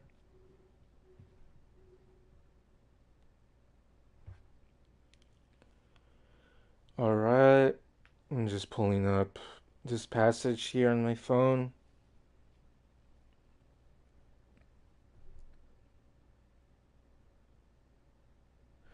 This is from Georgi Lukács, Hungarian Marxist.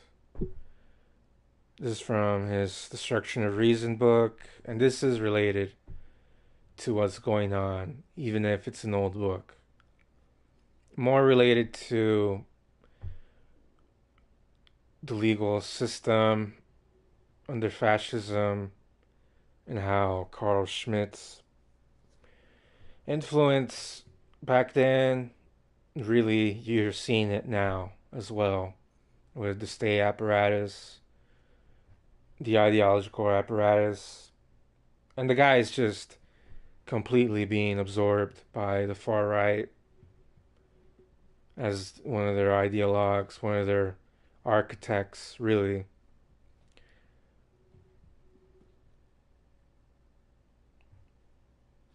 All right, I'll start soon.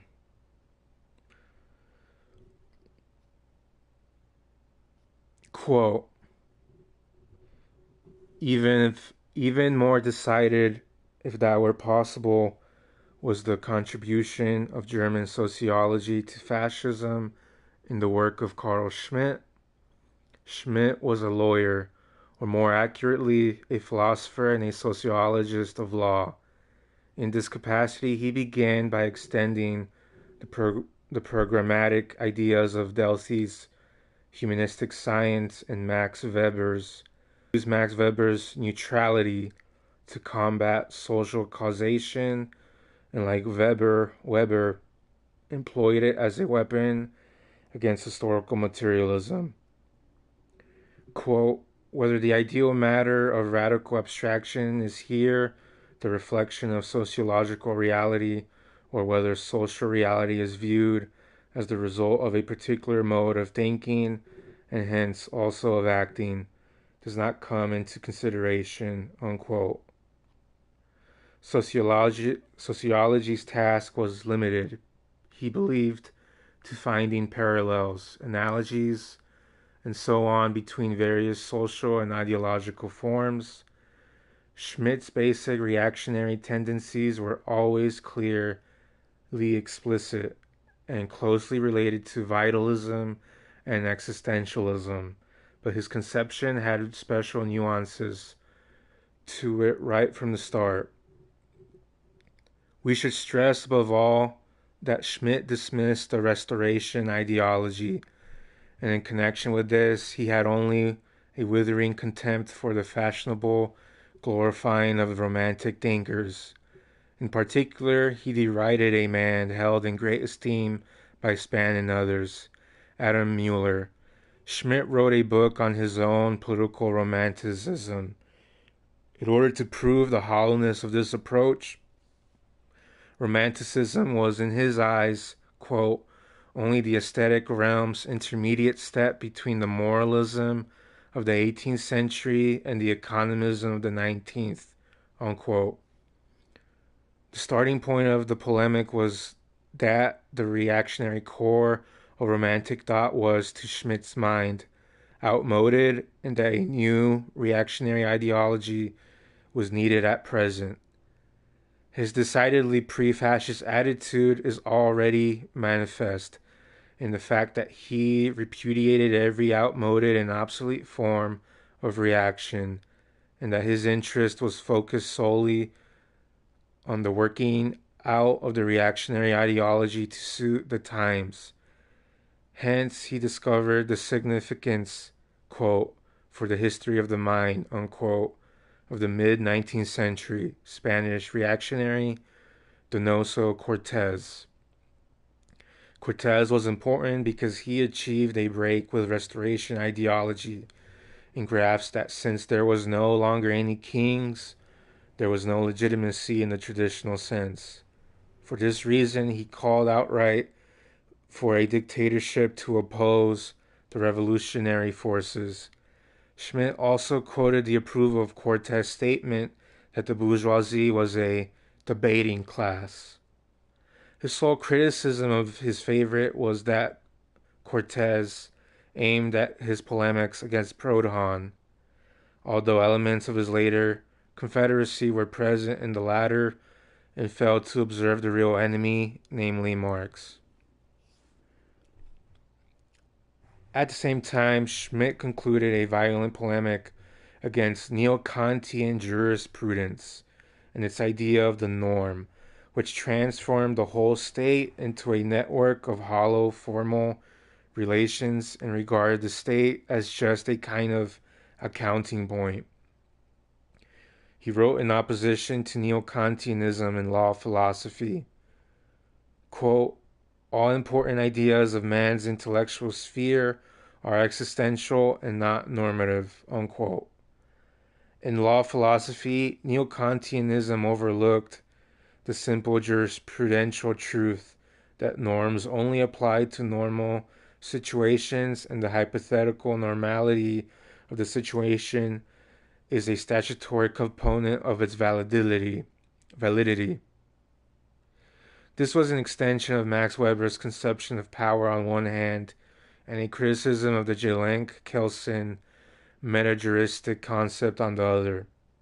Here Schmitt was endeavoring to recognize the real, authentic problem of law philosophy, precisely what neo-Kantianism excluded from its domain, namely through what power justice is laid down and revoked respectfully.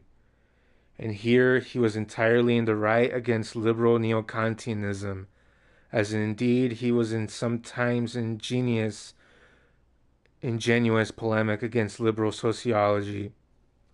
From the standpoint of the demagogic monopoly capitalist dictatorship, he often saw clean through the unsubstantiated dogmatism misquandering as strict epistemology by which neo-Kantianism converted justice into autonomous, self-legitimizing area. On the pattern of its epistemology or aesthetics, the neo-Kantian detaching of validity of the symbolic forms from the process of their social genesis was also completely unattainable on the epistemological and aesthetic planes. But what was truly far-fetched was the dogmatic drawing of analogies between the validity of legal precepts and this area, since they always apply in concrete, socially determined way. That 2 and 2 make 4 is a truth independent of consciousness, but the laying down of 5 or 10 years of imprisonment for some crime or others does not depend on the inner substance of the legal precept. It depends on whether the competent political authority has decided it does or otherwise. But the character, composition, etc. of that authority are predetermined by political, social, and ultimately economic factors. The same difference obtains for the revocation of validity. On the one hand, proof of non-agreement with a reality existing independently of consciousness. On the other, a concrete law, an amendment, and so on. Now, since the neo-Kantians divorce validity of legal precepts from all social issues, they could provide at best an imminent interpretation of the legal precepts applying in each instance, and never a scientific explanation of their contents, genesis, and expiration. Jelenic's medic juristic conception lay precisely therein. Schmitt quoted, with justified irony, in Schultz's remarks on the budget less condition as a gap in the law. Quote, here constitutional law ceases, unquote. He was also right to put the chief stress on the real continuity of social political life and to treat formal justice as only part of it. For these methodological reasons in themselves, his interest centered on the analysis of juristic exceptions. It lay into the nature of these, he said, quote, that the state stands firm whereas justice retreats, unquote. There, unquote, still remains an order in the juristic sense, even in the absence of the law and order, unquote. In investigating this unity, no matter for the time being, for what motivates, he went decidedly beyond liberalism of neo-Kantians. Quote, the exceptional case is more interesting than the normal one. In the exception, the force of real life penetrates the crust of the mechanism, stifled by repetition, unquote. And he summed up his argument as follows, quote, he is a sovereign who has power of decision over the exceptional condition, unquote. With Schmitt, the methodological approach and dispassionate interest in the theory of dictatorship were linked with the fact that he was irreconcilably hostile to the Weimar system from the outset. Initially, this hostility manifested itself as a scientific critique, as an account of the crisis of liberal ideology, and in connection with it, the crisis of parliamentary system. In contrast to Karl Meinham, who, as we have noted, simply identified liberalism and democracy, Schmitt absorbed all the 19th century anti-democratic polemics in his system in order to prove the irreconcilable antithesis of liberalism and democracy, to show the inevitable growth of mass democracy into dictatorship. Above all, Schmitt subjugated the parliamentary system to a sociological analysis. He regarded social hegemonity as the precondition of the parliamentary government. Quote, the method of establishing a will by simply ascertaining the majority view is sensible and acceptable if we can assume a substantial homogeneity of the whole people, unquote. Naturally, such homogeneity never existed in the class societies. Schmitt was overlooking the fact that while the functioning of liberal parliamentarism he had described did, as stated, depend on a certain parity of interests, this went only for the ruling classes and not the people as a whole. It presupposed, moreover, the powerlessness of the rest of the people, and that this was point he ignored. Hence, he could define the system's dissipative tendencies only in very abstract terms. Quote, as soon as the hypothesis belonging to the legality of the system of a validity equaling legal on both sides ceases, there is no longer a way out, unquote. This is the only description of the external symptom, not an explanation of the matter itself, which, to be sure, is only possible on the basis of concrete class analysis. In reality, there corresponded to the conditions as described by Schmitt a long period of English parliamentary government, Guizot's period of the juste milieu, which he too cited as a model example. Here one might, with major reservations, interpret public hearings and discussion, truth arising out of exchanges of view, as ideological symptoms, but not, as Schmitt did, as the intellectual foundations of the parliamentary system. For Schmitt, the whole analysis of purpose of proving impossibility of the Weimar Republic's parliamentary rule so as to demonstrate the necessity of going over the dictatorship. In it, he offered occasionally correct, albeit always largely ideological, examinations of the past and of the behavior of the liberal bourgeoisie. Quote, hatred of the kingship and aristocracy derives from the liberal bourgeoisie to the left.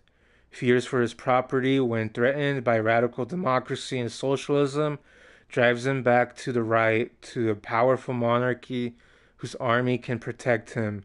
So he vacillates between both enemies, both of whom he would like to outwit, unquote. More important is the realization which dawned on him now and again that economy, i.e. capitalism, was no longer an ipso liberty. Since Schmitt failed to see that it has never had been so, he could only surmise the change in liberty under imperialism and not grasp it precisely. And that development of the forces of production revealed its contradictory nature. Here, naturally, Schmitt was referring only to technology.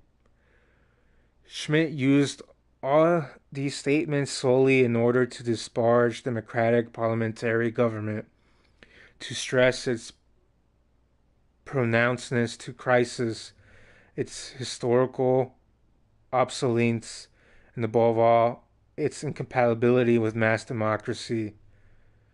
Let us recall at this point Max Weber's Kaiseristic fits and the views of mass democracy held by Alfred Weber and Meinham.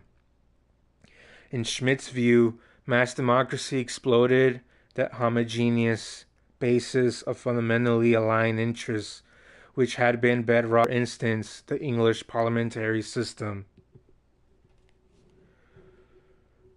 Mass democracy, he argued, had left these idyllic states behind, but the effect of democracy was of thinking, to his way of thinking, purely negative and inherently subject to crisis.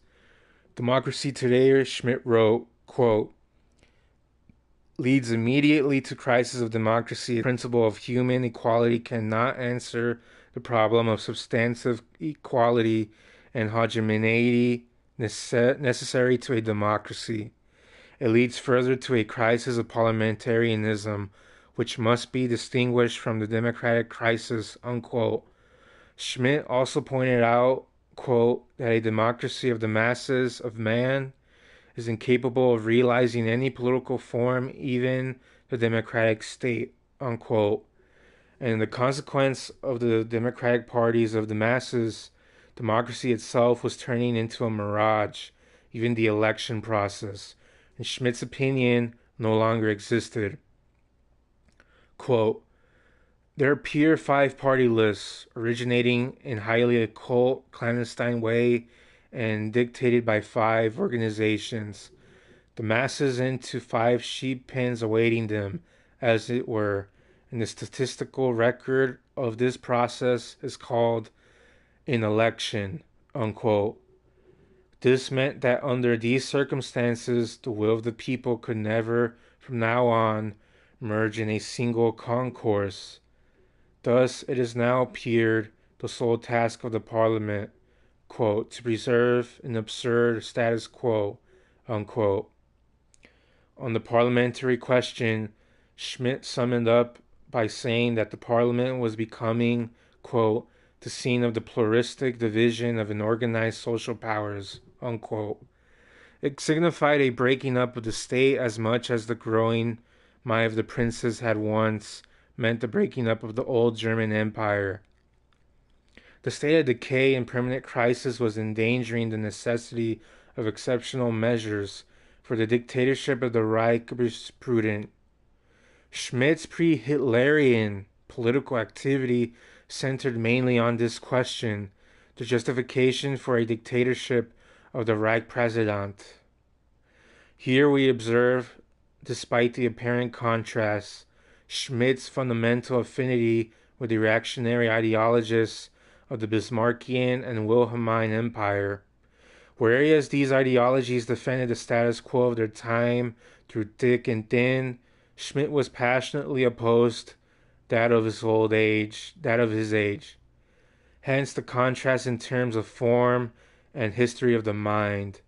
In reality, both sides contested democracy with equal vehemence in different circumstances. The despised status quo was that of the Weimar Republic and the Treaty of Versailles. Schmitt was challenging the status quo as a reactionary imperialist, just as his forerunners had defended theirs as reactionary imperialists. In spite of the existentialist trimmings, the ceaseless flirting with life, and so-called historical concreteness, the positive core of Schmitt's sociology of law behind all these polemics was very threadbare design. It was the reduction of all political and hence legal and state relations to terms of friend and foe, friend and enemy. In line with his thinking's existentialist foundations, Schmitt eliminated from this basic schema all rationality and with all concrete content. he stated, quote, "No program, no ideal, no norm, and no purpose confers authority over the physical life of another man. War, fighting men's readiness for death, the physical slaughter of fellow men who stand on the enemy side, all that does not have a normative but only an existential sense.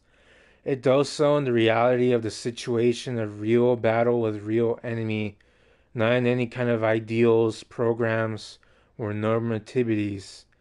If there really are enemies in the ontological meaning of the word to which we are referring, then it makes sense, but only political sense, to repulse them physically where necessary and to join battle with them." Unquote. From such thoughts, Schmitt derived the essence of his political concept. Quote, "Political thinking and political instinct are proved, in theory and practice, by the capacity to distinguish between friend and enemy. The state's political existence rested upon, quote, determining itself in the distinction between enemy and foe. In the central concept of law and philosophy as formulated by Schmitt, we can see plainly where the existentialist concept was leading, to the union of extremely scanty and substantial abstractness on the one hand and irrationalist arbitrariness on the other. It was precisely by claiming to solve all the problems of social life that Schmitt's antithetical pairing of the friend and enemy revealed its hollow and arbitrary character. But this claim made it highly influential during the period of the fascist takeover of German ideology as a methodological, abstract, purportedly scientific prolegomenon to the racial antithesis construed by Hitler and Rosenberg. In particular, the arbitrariness was of the essence of this conceptualizing provided a scientific bridge to the, quote, National Socialist worldview, unquote. Liberalism, Schmitt explained, was systematically undermining this political foundation and the basis of the state. The 19th century was the age of neutralization and depoliticization in the name of culture. It placed culture, progress, education, and non-political science in the false antithesis to politics, and Schmitt saw in the tendency a hostility towards a strong Germany. The centers of ideology were, in his view, the small neutral states, Switzerland and Netherlands and Scandinavia. But this orientation had also influential representatives in Germany in the persons of Jacob Burckhardt, Stefan George, Thomas Mann, Sigmund Freud, etc. Schmitt now considered from the standpoint of history.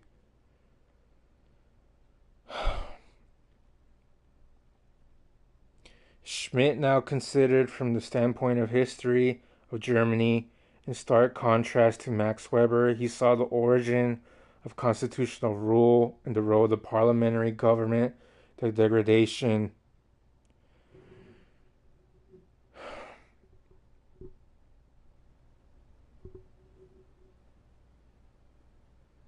of this strong Germany. So his analysis of the crisis of parliamentary system and his concept of the friend and enemy, which has based on the desire to renew German imperialism, led him to the unconditional approval of Hitler. Already this earlier critique of liberalism and democracy had included the original thesis that fascism did not contradict democracy. And before Hitler's seizure of power, Schmitt was already describing Italian fascism with enthusiasm as a heroic attempt to preserve and assert the dignity of the state and the national unity of the pluralism of economic interests. Likewise, even before Hitler's time, he pointed out that the stronger myth lies in national sphere and that socialism possessed a relatively inferior mythology. It is no wonder that with these hypotheses, Schmidt became an ardent supporter of Hitler and found all his atrocities of suitable theory from law philosophy.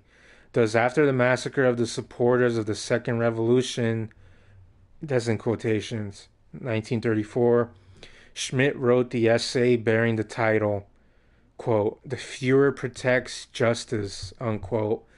In it, he defended the crassest form of arbitrary fascist justice and most firmly upheld the view of the Fuhrer had the sole right. Quote, "To distinguish between friend and foe, the Fuhrer is in earnest over the warnings of German history that affords him the right to the power to found a new state and a new order. The Fuhrer is protecting justice from vilest misuse. When in the hour of danger, he creates justice directly as supreme authority by virtue of his leader's office. The office of judge emanates from the Fuhrer. Anyone wishing to separate the two is seeking to put the state out of the joint with the aid of justice. The Fuhrer himself determines the content and scope of transgression against the law." Unquote. After these statements, it will not surprise us that Schmidt revived for the age of Hitler the old theme of pre-war anti-democratic propaganda, namely Germany's ideological superiority over the democratic states. Quote, "In the Western democracies today, major 20th century problems are still being treated in terms of propositions from the times of Talleyrand and Louis Philippe, and answered accordingly. In German law studies, the exposition of such problems is relatively long way ahead. We have gained from these through lead experience that was often hard and bitter, but it cannot be disputed." Unquote. This superiority was that of a predatory imperialism. Schmidt, expanding the old antithesis of friend and enemy in terms of global politics, now proceeded to argue the Hitlerian state he now proceeded to argue the Hitlerian state philosophically as follows. Quote, "The core of the matter is found in war. The character of total war determines the character of the shape of the state's totality, but total war receives its meaning through the total enemy." Unquote. Schmidt not only supported Hitler's bestial dictatorship in home affairs. Already before the outbreak of the Second World War, during the preparations for it, he became the leading law ideologist of the Hitlerian Germany's plans to conquer the world.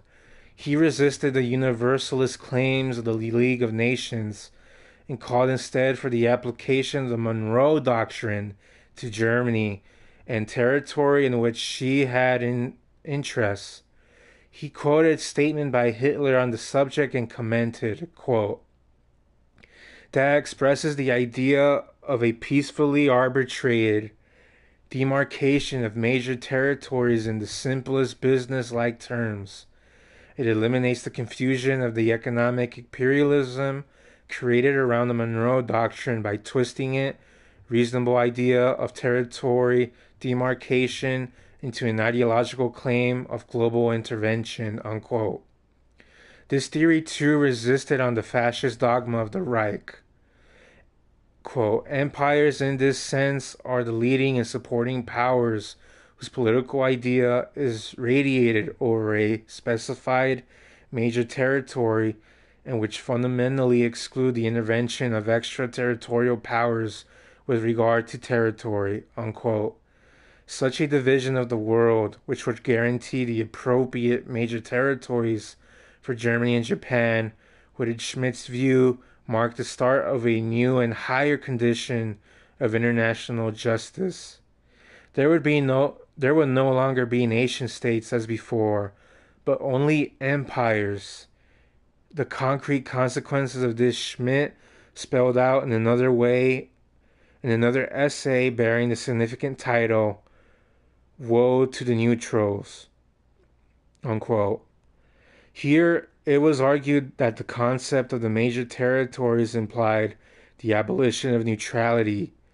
So in 1938, Schmitt had penned in advance on the International Apologia for Hitlerian Aggression and the Fascist Rape of the Nations. Thus, German sociology contributed to the propaganda of Hitler's bestial imperialism. The German professors used to be called the intellectual bodyguard of the Hohenzollerns. Now they were the intellectual SA and SS. Oh, that was a long passage by Georgi Lukács. Um, that's towards the end of chapter 6 of Destruction of Reason. And that was only the Schmitt passage I read, not the actual entire chapter, obviously. Let me put my glasses on now.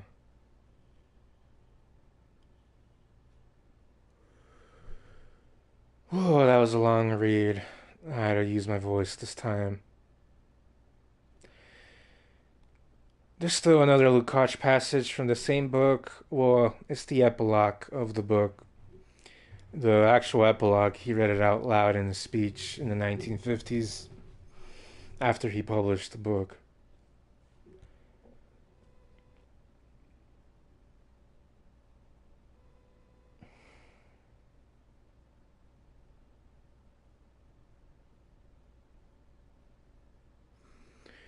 I'm just looking for the right passage.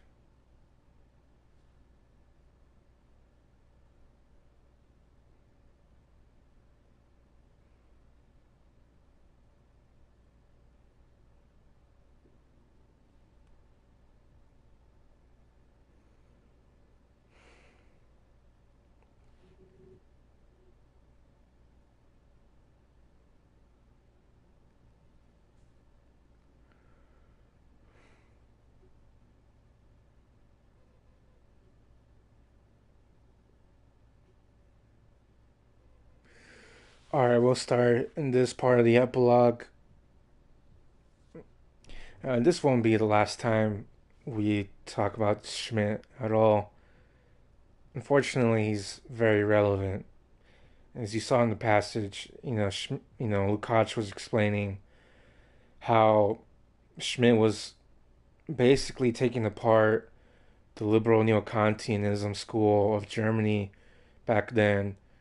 Um, and really, neo-Kantianism has just too much influence in the bourgeois world, even today, whether people realize that or not.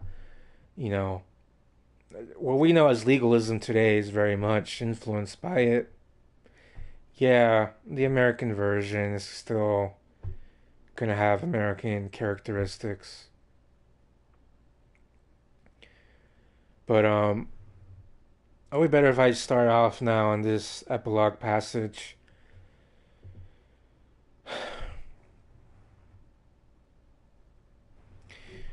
Alright, this is from Lukács. Quote, Heidegger keeps his cynicism hidden behind a verbosity which flirts with obscurity and has pretentious to poetry. This cynicism is voiced quietly, nakedly by Hitler's former personal jurist and law theorist, Carl Schmitt. We have already given the ideological geist of his present-day theory of international law. From the formulation, we can already see that Schmitt is serving the American imperialism as busily as he has once served Hitler. Today, he is again acting as cleverly, paradoxically, and cynically as before. Thus, he stands every chance of a benevolent reception of a full say at the current headquarters of international reaction and warmongering. But he too feels the need to purge himself of his Hitlerian sins and since he seeks far more decidedly than Heidegger, to salvage all his earlier aggressively reactionary endeavors for the American future, or can be the case may be for the newly arisen and independent German imperialism, he too takes the incognito as the preferred ideological tool. In his comments on a radio talk by Karl Meinheim just after the war, Schmitt gives such an innocent explanation for his role in the Hitler regime that the cynical and nihilistic character of the incognito, the philosophical claim to most shameless lie, will be evident to any intelligent person.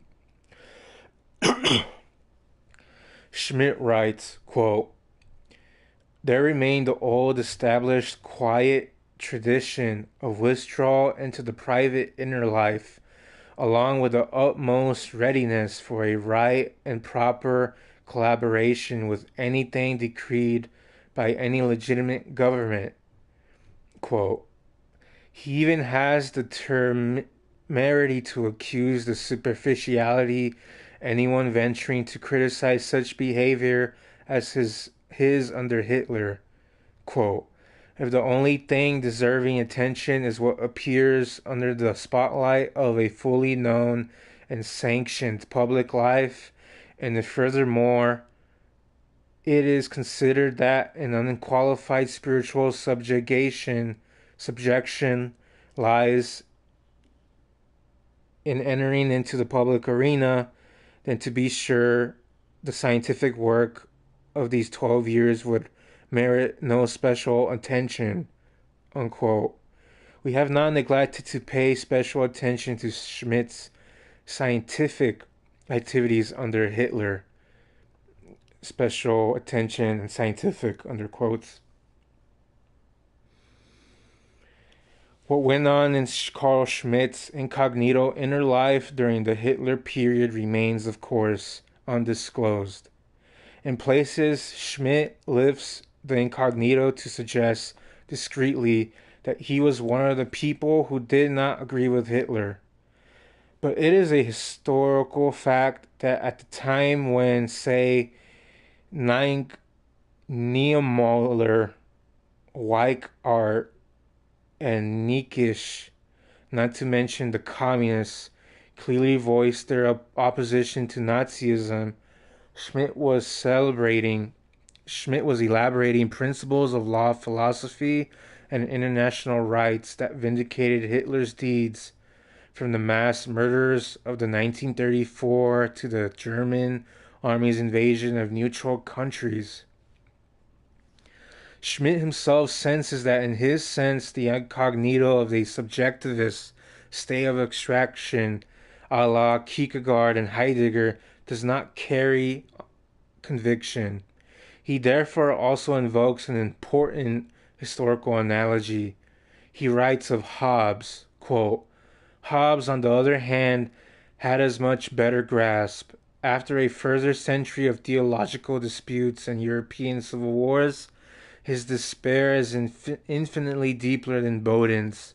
Hobbes belongs to the great solitary figures of the 17th century, who were all acquainted with one another.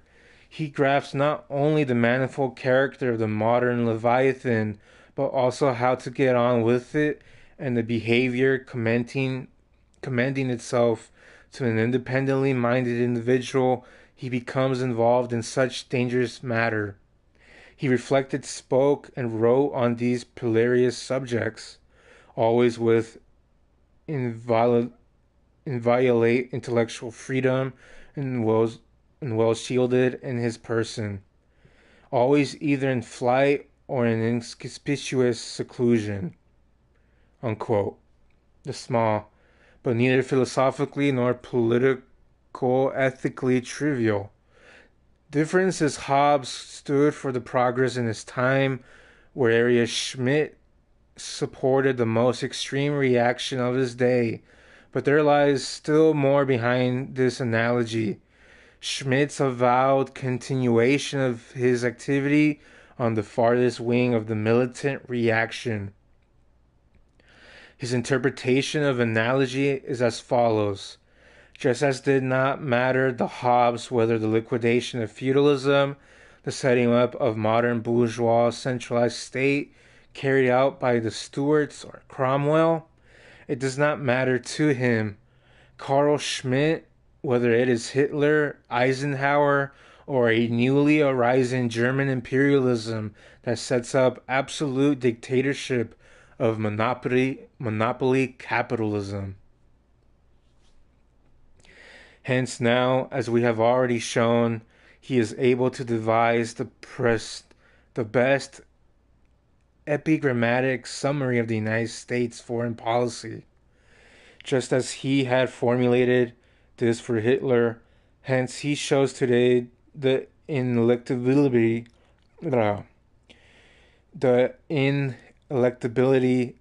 of the dilemma of isolation or intervention for the USA.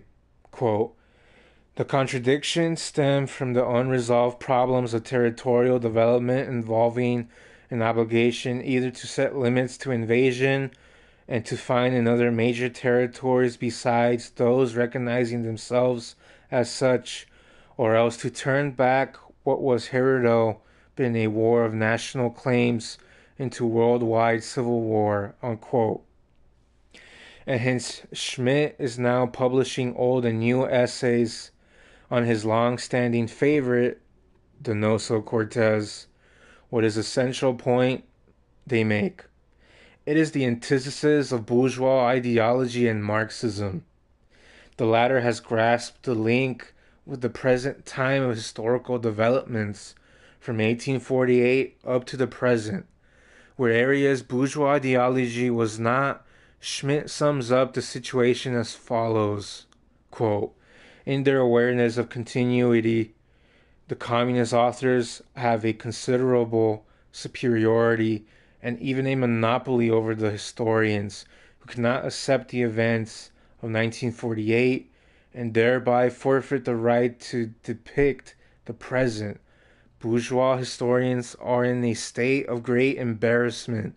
On one hand, they condemn the suppression of the revolution because they do not want to be reactionary, while on the other hand, they welcome the restoration of calm and security as a victory for order, unquote. It is now a matter of breaking this communist monopoly and bringing to light the non-socialist continuities, i.e. the successes and the traditions of the counter-revolution. Donoso-Cortez, according to Schmitt, is the ideologist just suited to arguing such continuity. Quote, but the essential point is the accurate observation that the pseudo-religion of absolute humanity is exactly what opens the door to an inhuman reign of terror. That was a fresh observation, profounder than the De Maestra's many splendid dicta on revolution, war, and bloodshed. By comparison with the Spaniard, who gazed into the abyss of the horrors of 1848, De Maistre is still an aristocrat of restoration of the ancient regime, who prolonged and deepened the 18th century spirit, unquote.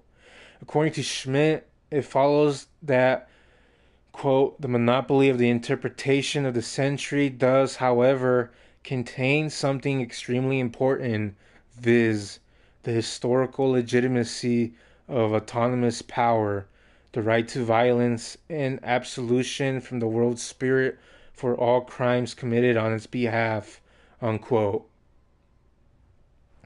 So Donoso-Cortez becomes the forebearer of an arbitrary, absolute dictatorship of monopoly capitalism to be set up in some future date.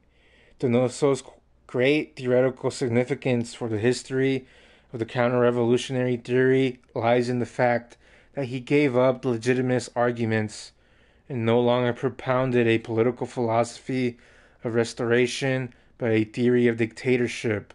And Schmitt was such an enthusiasm for the prospect that he lays his incognito aside and openly states that makes his hero irresistibly fascinating. Quote, his contempt for human beings knew no bounds. Their blind understanding, their feeble wills, their desultory lawn of their carnal desires seemed so pitiful to him that all the vocabulary of human languages is not sufficient to express the full baseness of creatures. Unquote. Here we are clearly perceive Schmidt's association with all anti-human tendencies, past and present, along with the reason for it in socio-human terms. He is an enemy of the masses grown blind with hatred, a fanatic in the campaign against Verbassung, or mass feeling. We also see in the statement the reality behind Schmidt's claim to have an agreement with Hitler's regime. Evidently, he regarded Hitler's social demagogy, whose falsity he certainly saw through, as a contemptible masquerade of the absolute dictatorship of monopoly capitalism. For Schmidt, as for Spengler, Ernst Jünger, and others, Hitler was too democratic, too vulgar. This possessed opposition did not, of course, stop Schmidt from zealously assisting Hitler ideologically to the best of his abilities. Today, after the collapse of social demagogy and indirect apologetics, Carl Schmitt understandably sensed fresh hope. The cynicism of this incognito's ideology is naturally enough very widespread among West German intellectuals. It received its most overt and concentrated form in Ernst von Salomon's Freibogen, a fact that many account for his book's huge success. Solomon, too, belongs to those who, objectively considered, helped to pave the way for Hitler, who had reservations about the Hitler regime, and who therefore attempted after the war to argue an ideological justification of their Jaya Viku standpoint. Solomon's cynicism is expressed in the book differs to his advantage from that of Heidegger, Carl Schmitt, and Ernst Jünger, in that B is at least upright and not glossing over his feelings.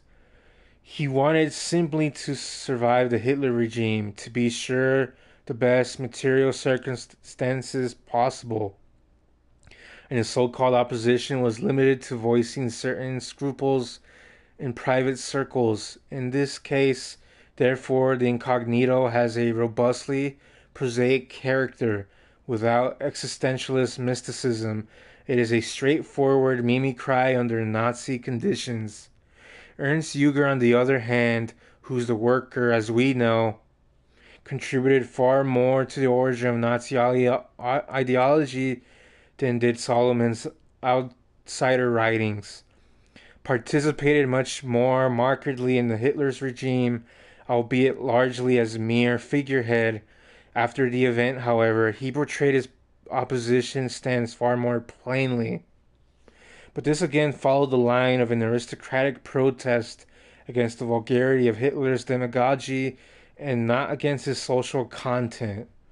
Jünger differs from Schmitt only in that he overtly gave prominence to the role of heredity, Prussian Junker nobility in the absolute dictatorship, Burgenland, in his novel Heliopolis. In addition, he provides a philosophical background and avows myth and magic as tokens to the difference between modern period and 19th century.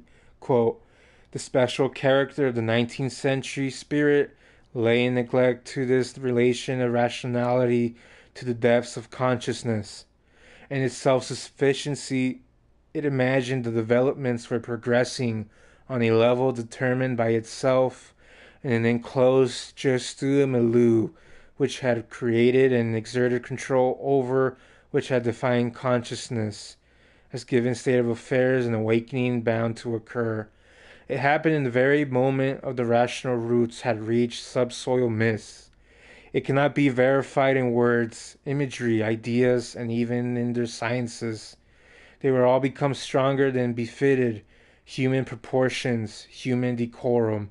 Mythical figures now advance upon the rational ones in the series of terrible battles in the new worlds of myths.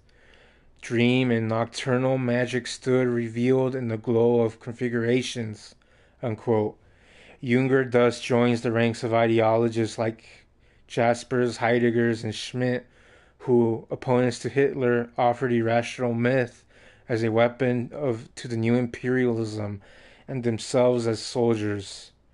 We have emphasized outsiders and Solomon's attitude in the pre-Hitler period, as we know circulated among the most diverse reactionary groups, taking apart the murder of Rithendal, the Landvolk movement, and so on. It is a characteristic of the nihilistic cynicism that he calls this latter activity a, quote, coarse bit of fun, unquote. He experienced the crisis preceding Hitler's seizure of power and growing influence. During it, of the communist philosophy, his brother Bruno even became a communist. This crisis also forced Ernst himself to try and come to terms with Marxism. Of course, no real understanding gained in his case. Indeed, the encounter even ended with a rejection of Marxism, although Solomon states on occasion, and this again very typical of cynicism, quote, but the communist was simply right in the matter, unquote. It is equally typical of him, however, that such observation had no effect at all on his subsequent attitude. And so he fitted into the Hitler regime, leading a quiet and untroubled life. And although sometimes the Nazis' actions made him extremely angry, he remained in essence, even in his heart, entirely passive. He spoke of passivity, this avoidance of all protest to his wife. He proposed the Jewish pogroms in Berlin, quote, it is because we know we shall find no sewering echo. It is not that. It is much worse. To tell the truth, we are dead already. We cannot live by our own lights any longer, unquote. Straight after this, he related an episode experienced in Berlin and sums up its effects thus, quote, I made my way home along with the Kurfürstentum and thought very hard indeed. There just must be a third solution. If there was not, what was better, to act like a fool or act like a coward? Unquote. This plainly honest pragmatism distinguishes Solomon to his advantage from the romantically and mystically inflated nihilism of Junger and his following. Hence, he is able to sketch animated scenes from everyday life in the Hitler period. Hence, he is able to lay bare in a realistic way of cruelty, of the corruption of the American liberators, but the core of the Frohhaben of Solomon's allegiance, cynicism, which he and his wife were released in the brief American imprisonment. There took place then a dialogue which is so typical of the contemporary mood that we must quote at some length. Alright, I'll end the passage there because it goes on.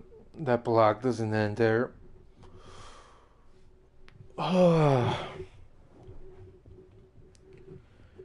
So yeah, that was the end of that part of the epilogue.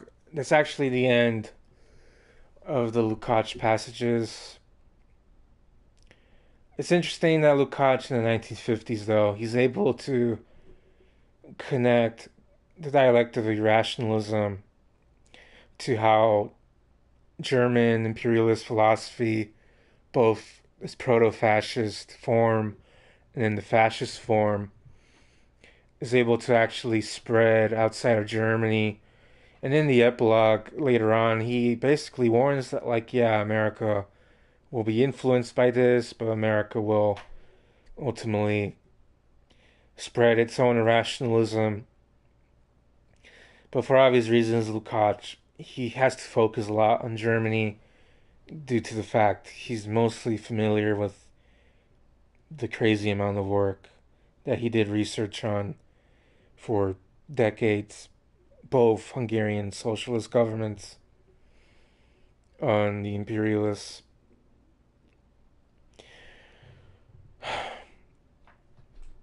And so, yeah, that was a long read, I admit. Um, we're actually closer to the third hour. I mean, I read almost all the articles that were really important as well on the machine before the dumb app gave up on me because of update issues.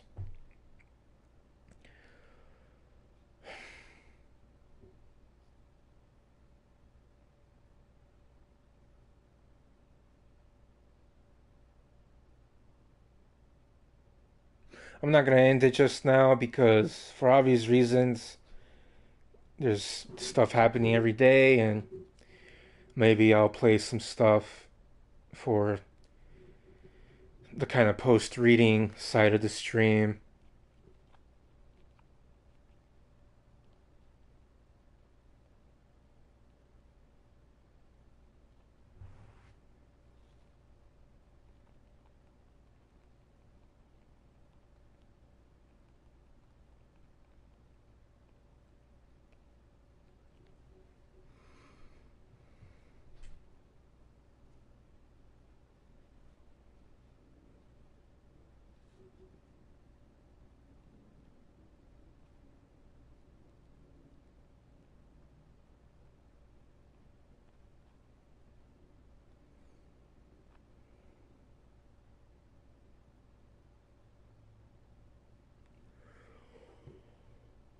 I'm just looking at news, looking at my phone.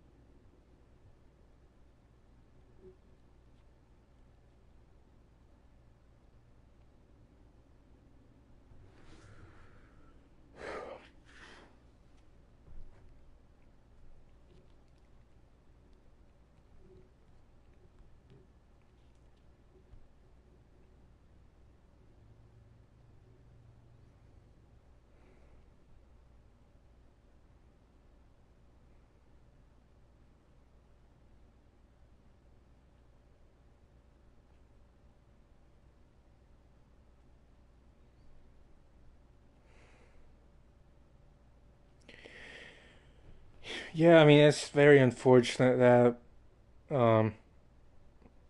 a lot of people are not taking the Trump executive order serious.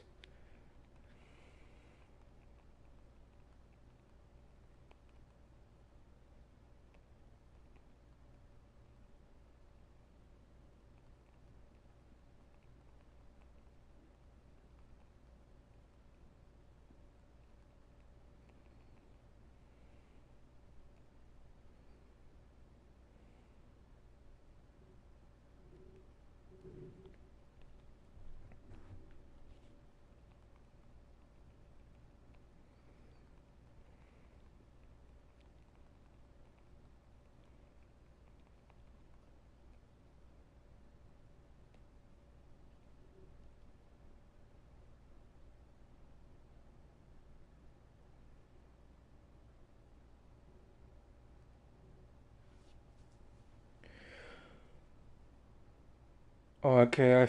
I was sent this screenshot by a comrade about the Utah shooting. Not Utah shooting. A Mormon church in Michigan shooting yesterday. It's from the Detroit Free Press. I'll just read it here. Shooting suspect went on anti-Mormon tirade. Political candidate says.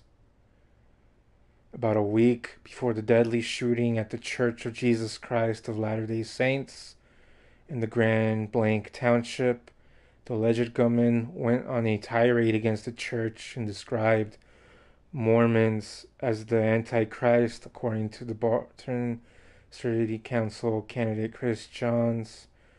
Johns told the Detroit Priest Press that he spoke with Sanford while he was canvassing in Burton. He described Sanford as outgoing, polite, and extremely friendly, and added that his animosity towards the church didn't seem violent. It was very much standard anti-LDS talking points that you could find on YouTube, TikTok, Facebook, said Johns, who was spoken with local police and the FBI. The candidate also said he spoke with Sanford about their children, the Second Amendment, Sanford's time in the military, and his issues with drug addiction. The conversation never veered into politics or current events, John said. There was no mention of anything right or left, blue or red. But Johns did say he spotted a Trump 2024 sign on the suspect's fence. From Andrea May Suri, Detroit Free Press.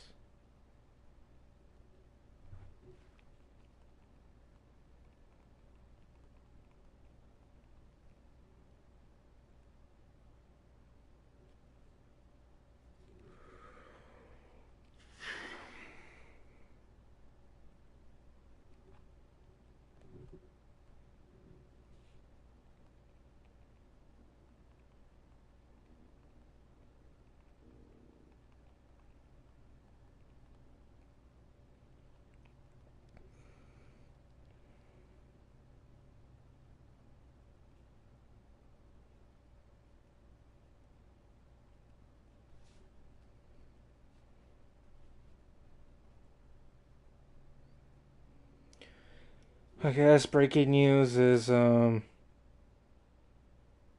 YouTube agrees to pay Trump 24 million bucks for some 2021 lawsuit. Yes, it's the breaking news as well. You know, this president keeps winning these lawsuits against the bourgeois corporations. It's really more of an extortion. Yes, TikTok has been bought off by pro-Trump, pro-apartheid billionaires.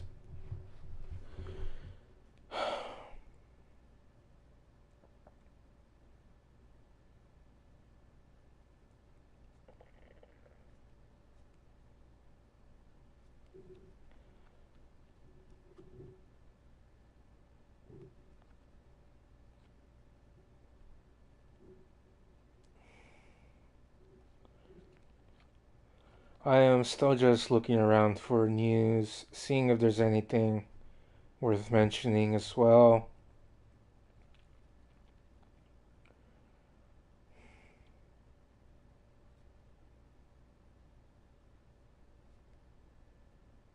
For obvious reasons, when it comes to the Mormon church shooting from a MAGA rival,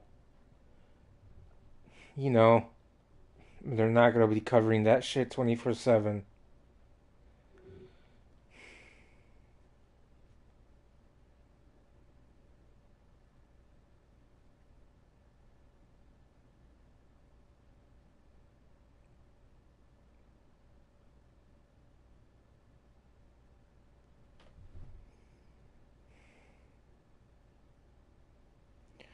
YouTube has also agreed to pay 2.5 million to settle with other plaintiffs as well as the nonprofit American Conservative Union.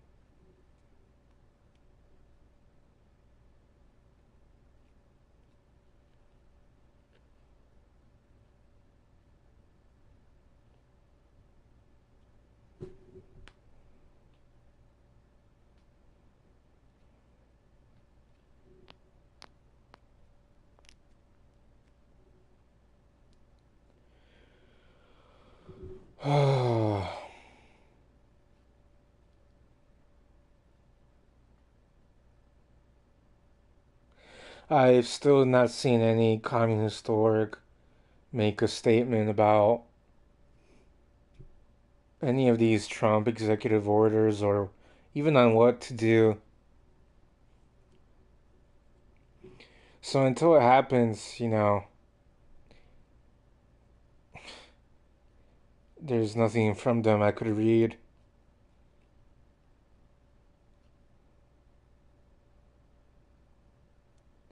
For obvious reasons. I mean, you shouldn't even have to be a communist to believe in self-criticism, to be quite honest. I mean, that should be also be a left thing in general, if I'm honest about things. But yeah, I mean, we do have to self-criticize what's going on the left, what's going on as well with liberals, of course. I don't forget about them. With how we're supposed to engage with people, how we're also supposed to warn people about this kind of stuff, and our ability to bring better analysis as well.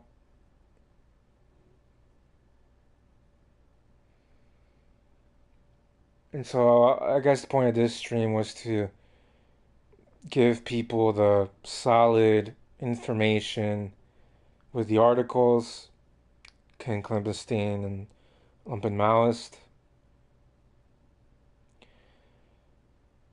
to give the concrete planning that they're doing, that the apparatus is doing, the state, to show people that, yeah, there's all these laws that allow them to do this and this. And then give an extra, somewhat theoretical Lukácsian analysis, but with a kind of historical time frame reference point to connect it to events here and connect it to imperialism as well, even um, with what's going on in Palestine, obviously.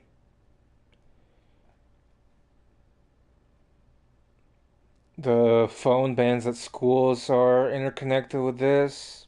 They don't want students knowing what's going on in the world during class. The 2024 Palestine protests, the anti-genocide protests, I mean, yeah, it definitely shook the system for sure. I mean, there was more arrests in like the first week or two than the start of the Vietnam protests.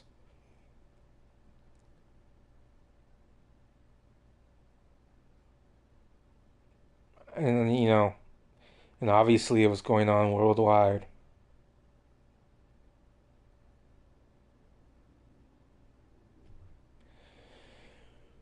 I've gone a lot. I've already done a lot of talking about the other events on the other streams. Um, whether it's with Kirk and all this. As far as like the Ken Kleppenstein articles, you know, Yeah, I mean, you have to take things serious. You do have to be careful what you say sometimes. But I don't mean that in some kind of weird liberal way. I'm not saying be a doomerist. I'm not saying hide or whatever. But be aware, be conscious, think about what you say, and and of course, there's risks, and we take those risks. That's what we're willing to do as well. But we have to keep in mind, it's not just for us; it's for everybody. They're watching us. They're clearly targeting us. The kidnappings keep happening every day. We're seeing more military buildup in our cities. People are getting arrested just for walking on the sidewalk and saying something. And like Ken Klippenstein said, a lot of these executive orders is designed to essentially outlaw free speech, essentially make it easy to strip people of all their rights. And yeah, we have camps in America, and they've never really gone away. And so, yeah, they are using kidnapped labor to do that.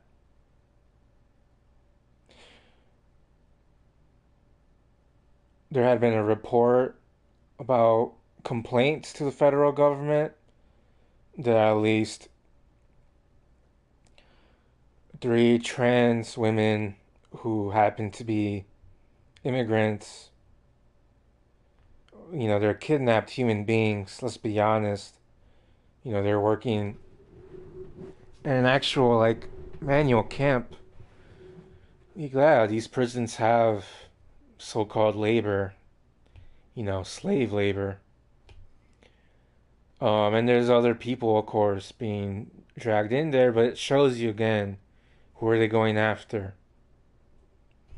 Yeah, the government clearly wants transgenocide, the Heritage Foundation, and they're gonna want more targets soon. Anybody who stands up. I mean, you saw the labels there, or you heard them. Because once you read the articles, you'll see it as well. Anti-capitalism, anything criticizing the family, anything that's considered remotely anti-American, which can literally just mean anything, including anti-imperialism.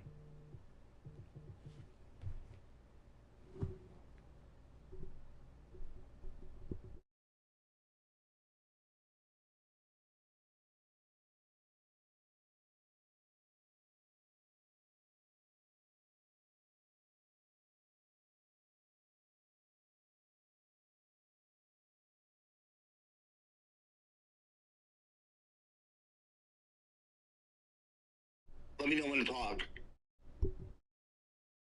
All right, it's on now.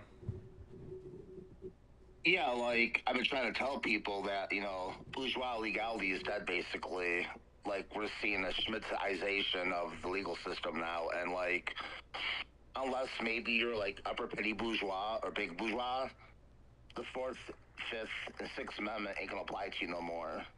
And like, am I saying we should be cowards? No. Am I saying we should be defeatist and doomerist? No.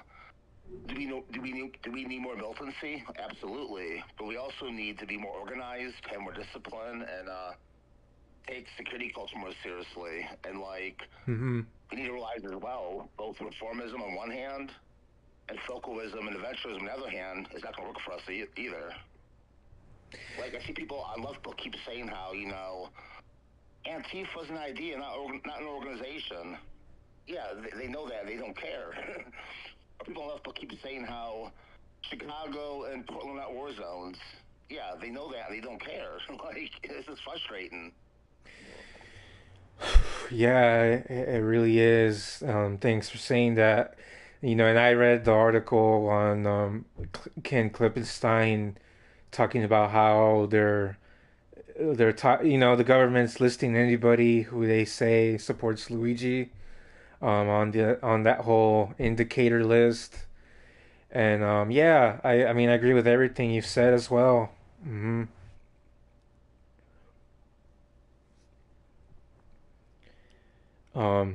we have to Yeah, take stuff serious. yeah, and I'm not trying to be a killjoy or anything like that, or act like I have a stick up my ass or anything, but like, yeah, playtime's over, you know? Yeah, it really is over. And I was saying the same thing on this stream. I just read a lot, but I also said like, I'm not asking anybody to be doomers. I'm not asking you to be scared. But there are risks for everybody, not even just us communists. It's for everybody now. Yeah, like, I'm not saying live in fear. Just take shit more seriously. Be more disciplined. Be more organized. Take security culture more seriously. Yeah, and take the fascists serious, especially if they're being loudmouths of what they're gonna do.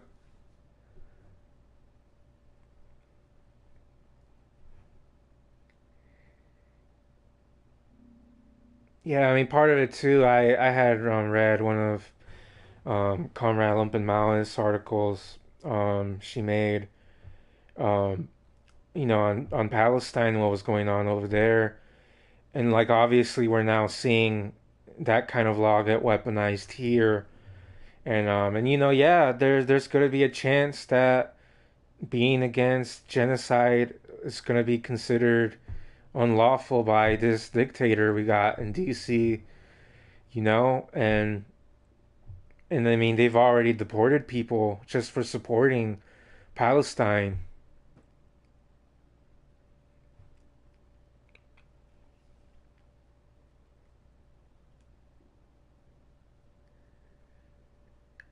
And obviously we got just more military, more of this federal agencies running around everywhere now the last weekend as well.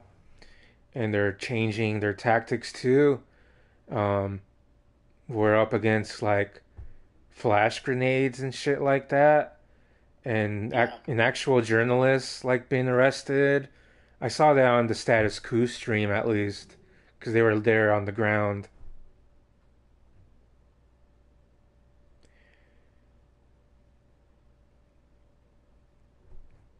Oh yeah, somebody was trying to call me recently a class traitor because I won't support Luigi, who's a real class traitor. I'm like, what? Yeah, it's How in the hell is he a class traitor? Wait till the CEO. Okay, that in itself does not make you a class traitor, though. yeah, it Like doesn't. they tend to forget that Che Guevara committed class suicide way before he picked up a gun and became a guerrilla. Way before that. Yeah, yeah, yeah. I agree with that. And for obvious reasons, I nobody should be like planning protests for that dude. Like there is a lot to protest for. You know, there's a lot to talk Yeah. about to people with, and one of them ain't about fucking Luigi.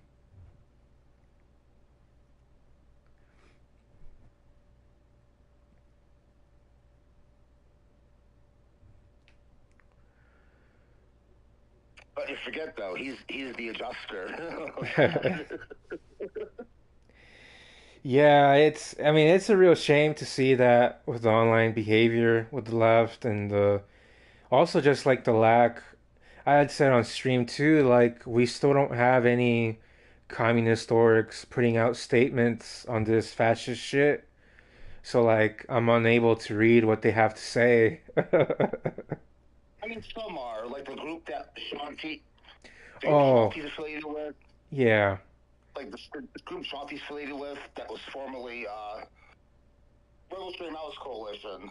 Oh, okay. Uh, like one of the groups, one of the sections is let me look it up real quick. Sounds good. People's People's Defense. Yeah, People's Defense. They're taking this a lot of this seriously. They're putting some good stuff out there about this. Oh, that's good then. That's good. I'm glad to be corrected on that.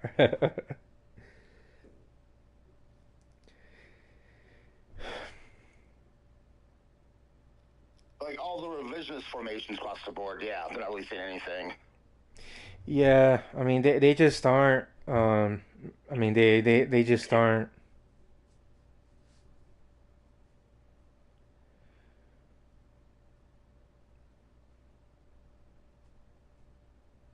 Yeah, it's I mean Something about. Go ahead. oh, I mean it's just crazy because I had to read the new article Ken posted like 2 hours ago, and they're actually planning on increasing the amount of targets as well.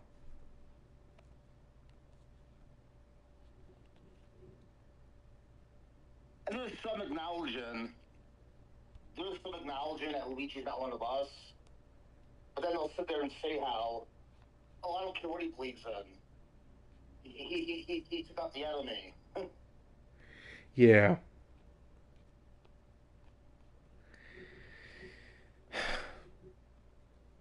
And when I see that kind of talking, I'm like, yep, you'll be an opportunist and support a full-blown fascist if they need something you like. Yeah. Yeah, I mean that's the problem. I mean that's the issue there is that we have people engaging in this kind of like all or nothing, black and white, binary thinking, and they think we gotta support whatever is the most, I don't know, ferocious or whatever. Yeah, didn't the Comintern... Wait, hold on. Shit, where did I put that at? Hold on, I'm trying to look for something. Didn't the Comintern and Communist Party of Germany go through this in the early 1920s with Albert Leo, what's his name? Sounds familiar. I think so.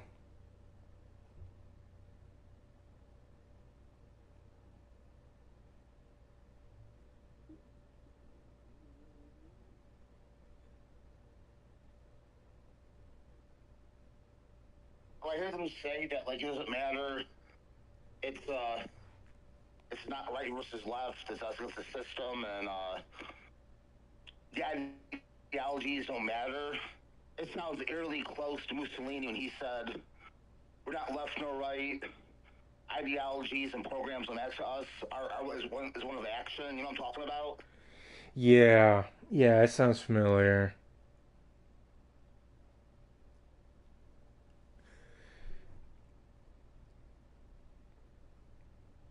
Yeah, and Giovanni Gentile, I mean, he probably has his own quote that's similar to that as well. Yeah, we don't bother ourselves with ideologies. We don't bother ourselves with dogmas. Our program is one of action. Yeah, yeah, that sounds familiar. Yeah, and we have a lot of class reductionism as well that feeds into that, like the no left, no right stuff and all that too.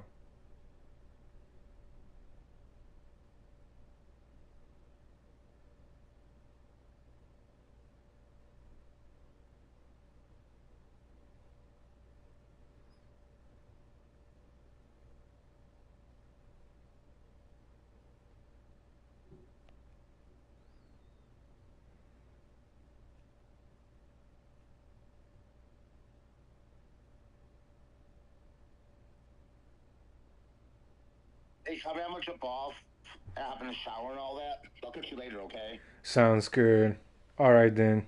Thanks for, thanks for having me on. Let's salute. Red salute. You're welcome.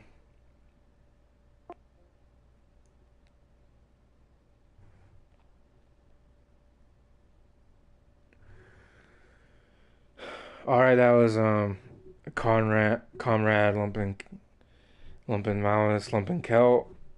I've been on. I've talked to him on stream before as well on the Lumpin Maoist channel. He's also a Maoist. So yeah. Yeah, this is the ARML audiobook channel. I don't feel like renaming the channel, but I probably should change the username, I guess. But I don't know. That'll be in the future. But yeah, I do plan on having more people on in the future and stuff like that as well. Even though this is a video game console device I'm streaming on. But it was great to have him on and give his chime in. Very helpful. Because mostly I'm alone on these streams. But I agree with everything he said. And, as Marxists, we have to be conscious of what we're supporting too. And we have to put our priorities or not tell some spectacle like Luigi, which is like, we have real stuff to actually like combat, and that isn't one of them. Dude's a bourgeois kid. He's gonna be fine. He's got fancy lawyers. But yeah, and no, we don't support neo accelerationism. We don't want things to get worse. All that dogma from last year where people online claiming to be on the left and then they kind of just disappeared, claiming to be Marxists, but they're really just people who gave up on the masses. No, we don't believe in this mantra about, oh, we need things to get worse before they get better. That's fucking bullshit. That's just a slogan.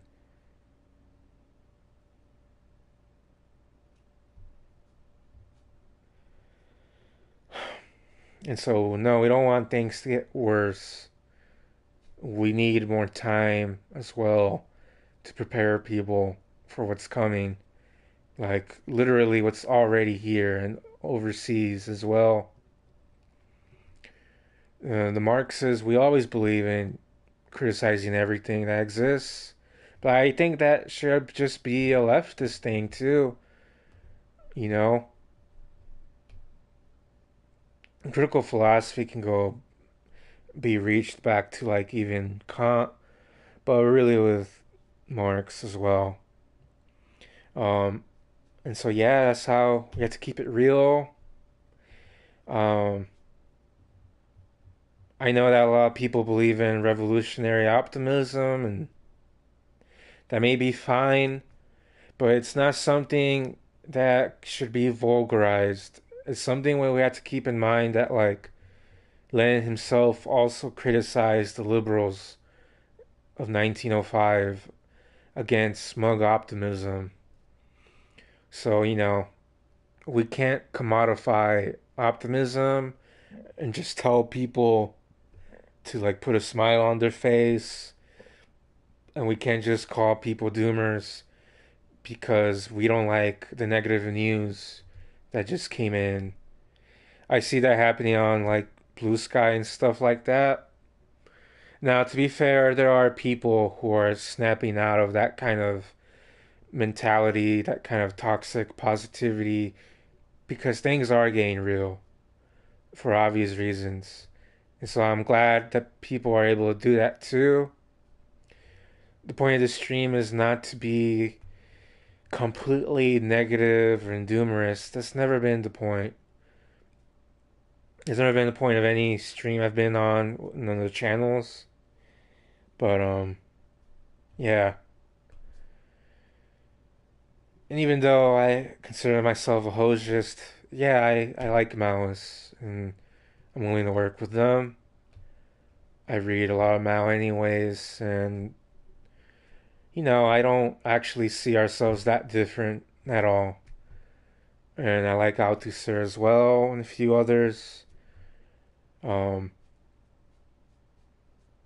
I consider them to be part of the broad trend of being anti-revisionist as a kind of scientific modality to keep people away from falling into eclecticism or liberalism or some reaction.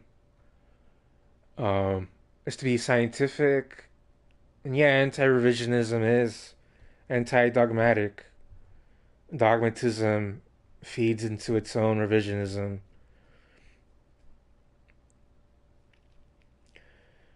And the audiobook channel, we're going to upload Marxist, even the ones we don't necessarily agree with, and stuff like that. It's for education purposes. And there will be more audiobooks, of course.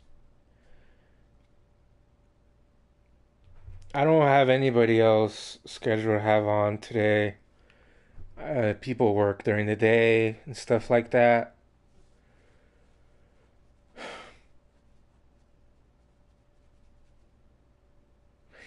There really isn't like a whole lot of news. I could try to talk about more of the fascist foreign policy stuff a bit for now, for what's left coming up of the minutes, because I think I'll end it pretty soon. It's not gonna go to the fourth hour unless something else happens. But yeah, um, you know, Trump's foreign policy is very heavy. The U.S. imperialist game is very much changing real fast. And yeah, there's going to be a huge military meeting. I don't imagine that's just purely foreign policy. So, like, clearly it's interconnected everywhere. It's clear that the U.S. is working with the Comprador Arab states and the European Union imperialists on trying to get Palestine to complete surrender to this this just it's worse than what they're trying to do. Like what happened in Ireland is really bad. It's not a free state. And like what they want to do in Palestine are more than they've already done the last 90 years and the last 2 years of complete acceleration of that Holocaust there is just disgusting.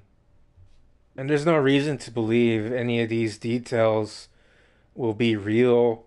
There's no reason to believe that the apartheid Zionist Nazis are gonna like obey the plan anyways. It probably is just a goal to whatever. Um,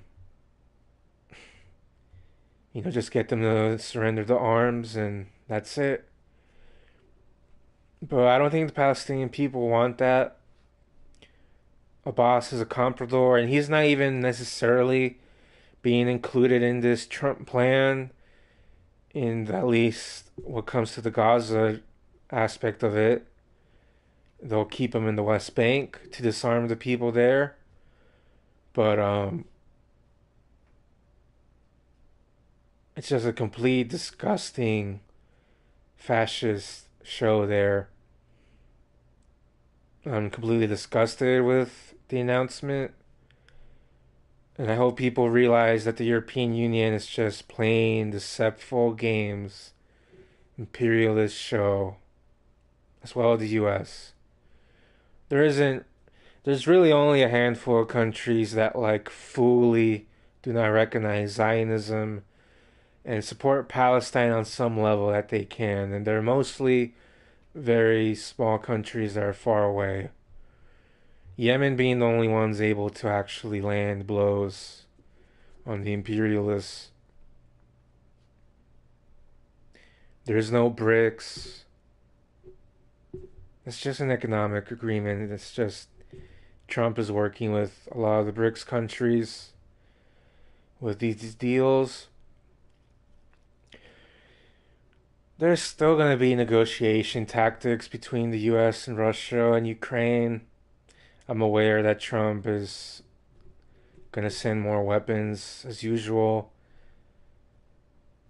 I don't want to really make too many predictions on all that because things move quickly. So we have to see how that plays out. Obviously, we saw Putin come to Alaska. So yeah, these contradictions in imperialism worldwide are expanding. I do want to do a stream on Nepal and Indonesia, by the way. It's just that today's stream is not completely perfect for that. And in order to talk about Nepal, I'd probably need to have somebody else help me out on that. Unless if there's like, articles and stuff. But for obvious reasons, I don't blame the people for uprising over there. I do think that there's problems with the Nepalese government, obviously. That's the same thing in Indonesia.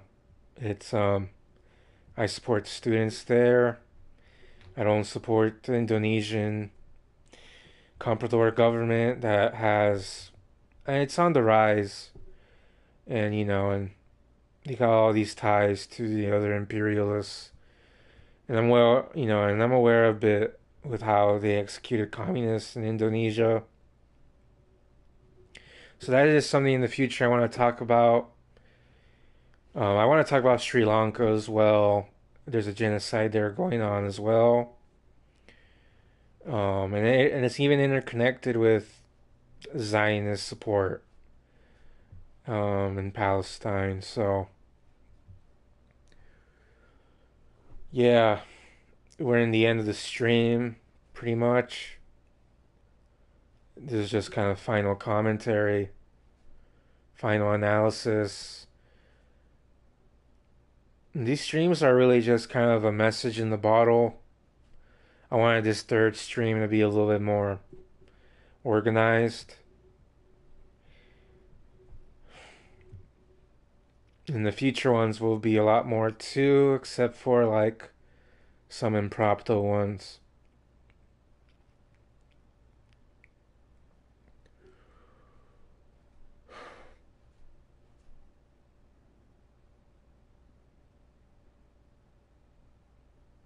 I already imagine when I end this stream, eventually the next few days, there will just be more, just even more crazy crap with fascist executive orders. I do think there will be a lot more military coming up. Um,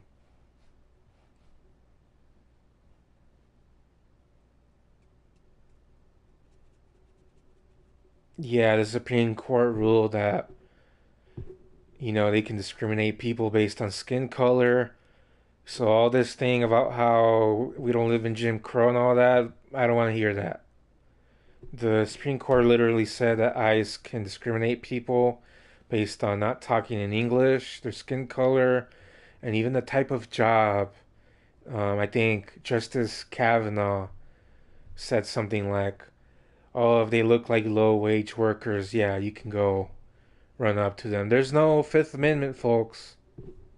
They don't need probable cause anymore. This is it. Bourgeois legalism is this now. It's just Schmittian fascism. The Schmittlerization. That's supposed to be like a synthesis of Schmitt and Hitler. This also happened in Chile. Um, the law was very much Schmittian influenced with the constitution there, with Pinochet and the post Pinochet government. Um, you know,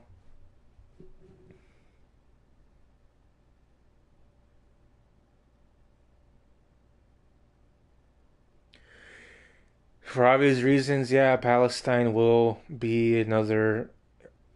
I mean, I brought it up in every stream, but yeah, Palestine. I support the people there. I want people of Palestine free. I want justice for them, real justice. We all do.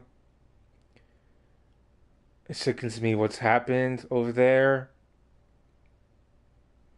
I mean, we're all almost responsible for what's going on in some sense, but more for us in the Imperial Core. Um, like I said, it's a stain on humanity, stain on the world. It is the worst Holocaust ever, and I don't want to even imagine that there could still be more. But yet, it's important right now to also focus on helping them,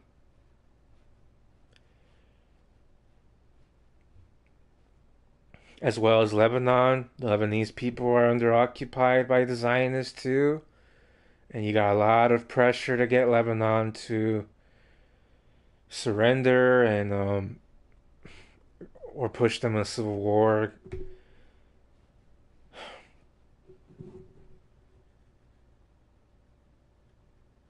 A lot of world leaders around the world are willing to criticize Zionism a little bit, but they're not doing embargoes. They're not doing it.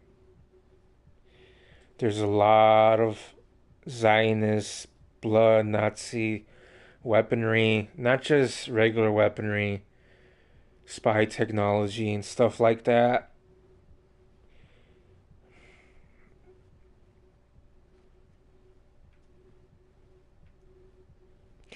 Oh, and yeah, I mean, with the government shutdown stuff, if it doesn't happen and they pass the Trump bill, yeah, there's gonna be more fascist shit in there. It's it's gonna keep funding the government. There's a lot of anti-trans policies in there as well, and it's just to make it easier to set up a trans genocide in America. And really, by the way things are going, they'll eventually want more people. Um, the one thing I'll say too is that, this idea that they'll never come for me because I'm privileged and all this, that might be true for people real connected to the bourgeoisie and connected to, I don't know, the state apparatus. But even then, you're never safe. And so if you want to wait it out and all this, it will only be worse. I wouldn't be surprised if I get censored, and that's the risk of it. That's not even the worst that can happen now. I know my rights, well, and I know how lackworthy they are now as well. We need to take things serious.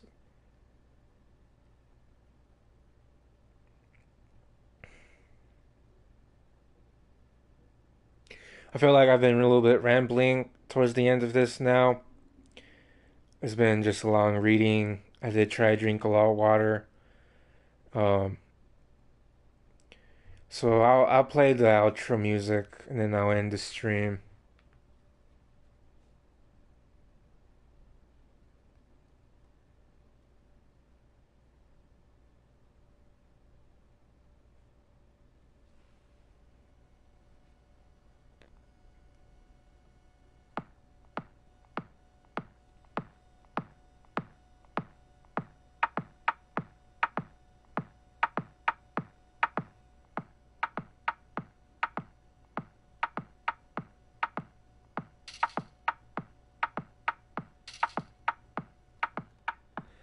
Eh, never mind with the music.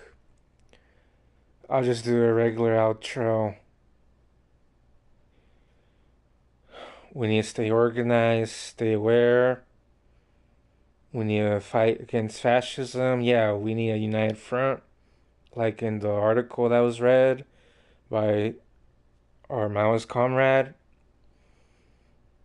We need sanctuaries because the current sanctuary laws we have on the books, that ain't it. So like it's not working. So we need actual sanctuaries. We need alternatives to this.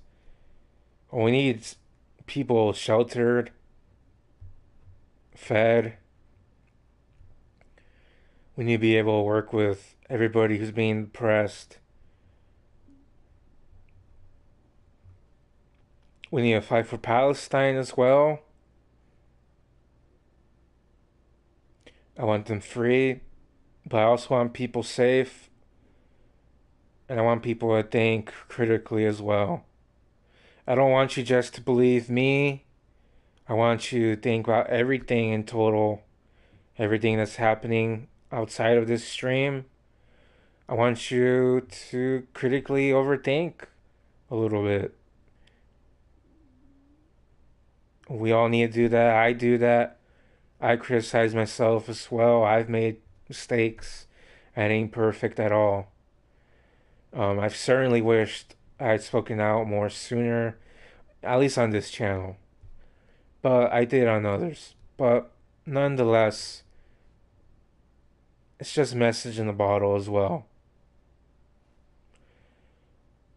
I try to do my best to keep up with what's going on with this fascist shit. And so, yeah, we need solidarity. We need united front action. We need to stay conscious, aware, decisive, critical, firm when we can, balanced emotions, but not postmodern. We need to think collectively as well and realize how our actions can affect everybody besides ourselves. Any actions we do has to come in consideration of all that dialectically. And like I said, you don't even have to be a communist to like believe in that too, in all honesty. I'm very much okay with anarchists. So we need a united front. We need to work with whoever we can.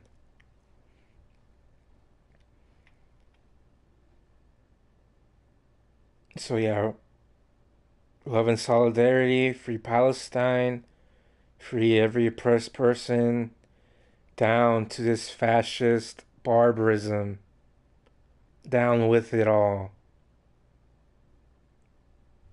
Stay safe, everybody.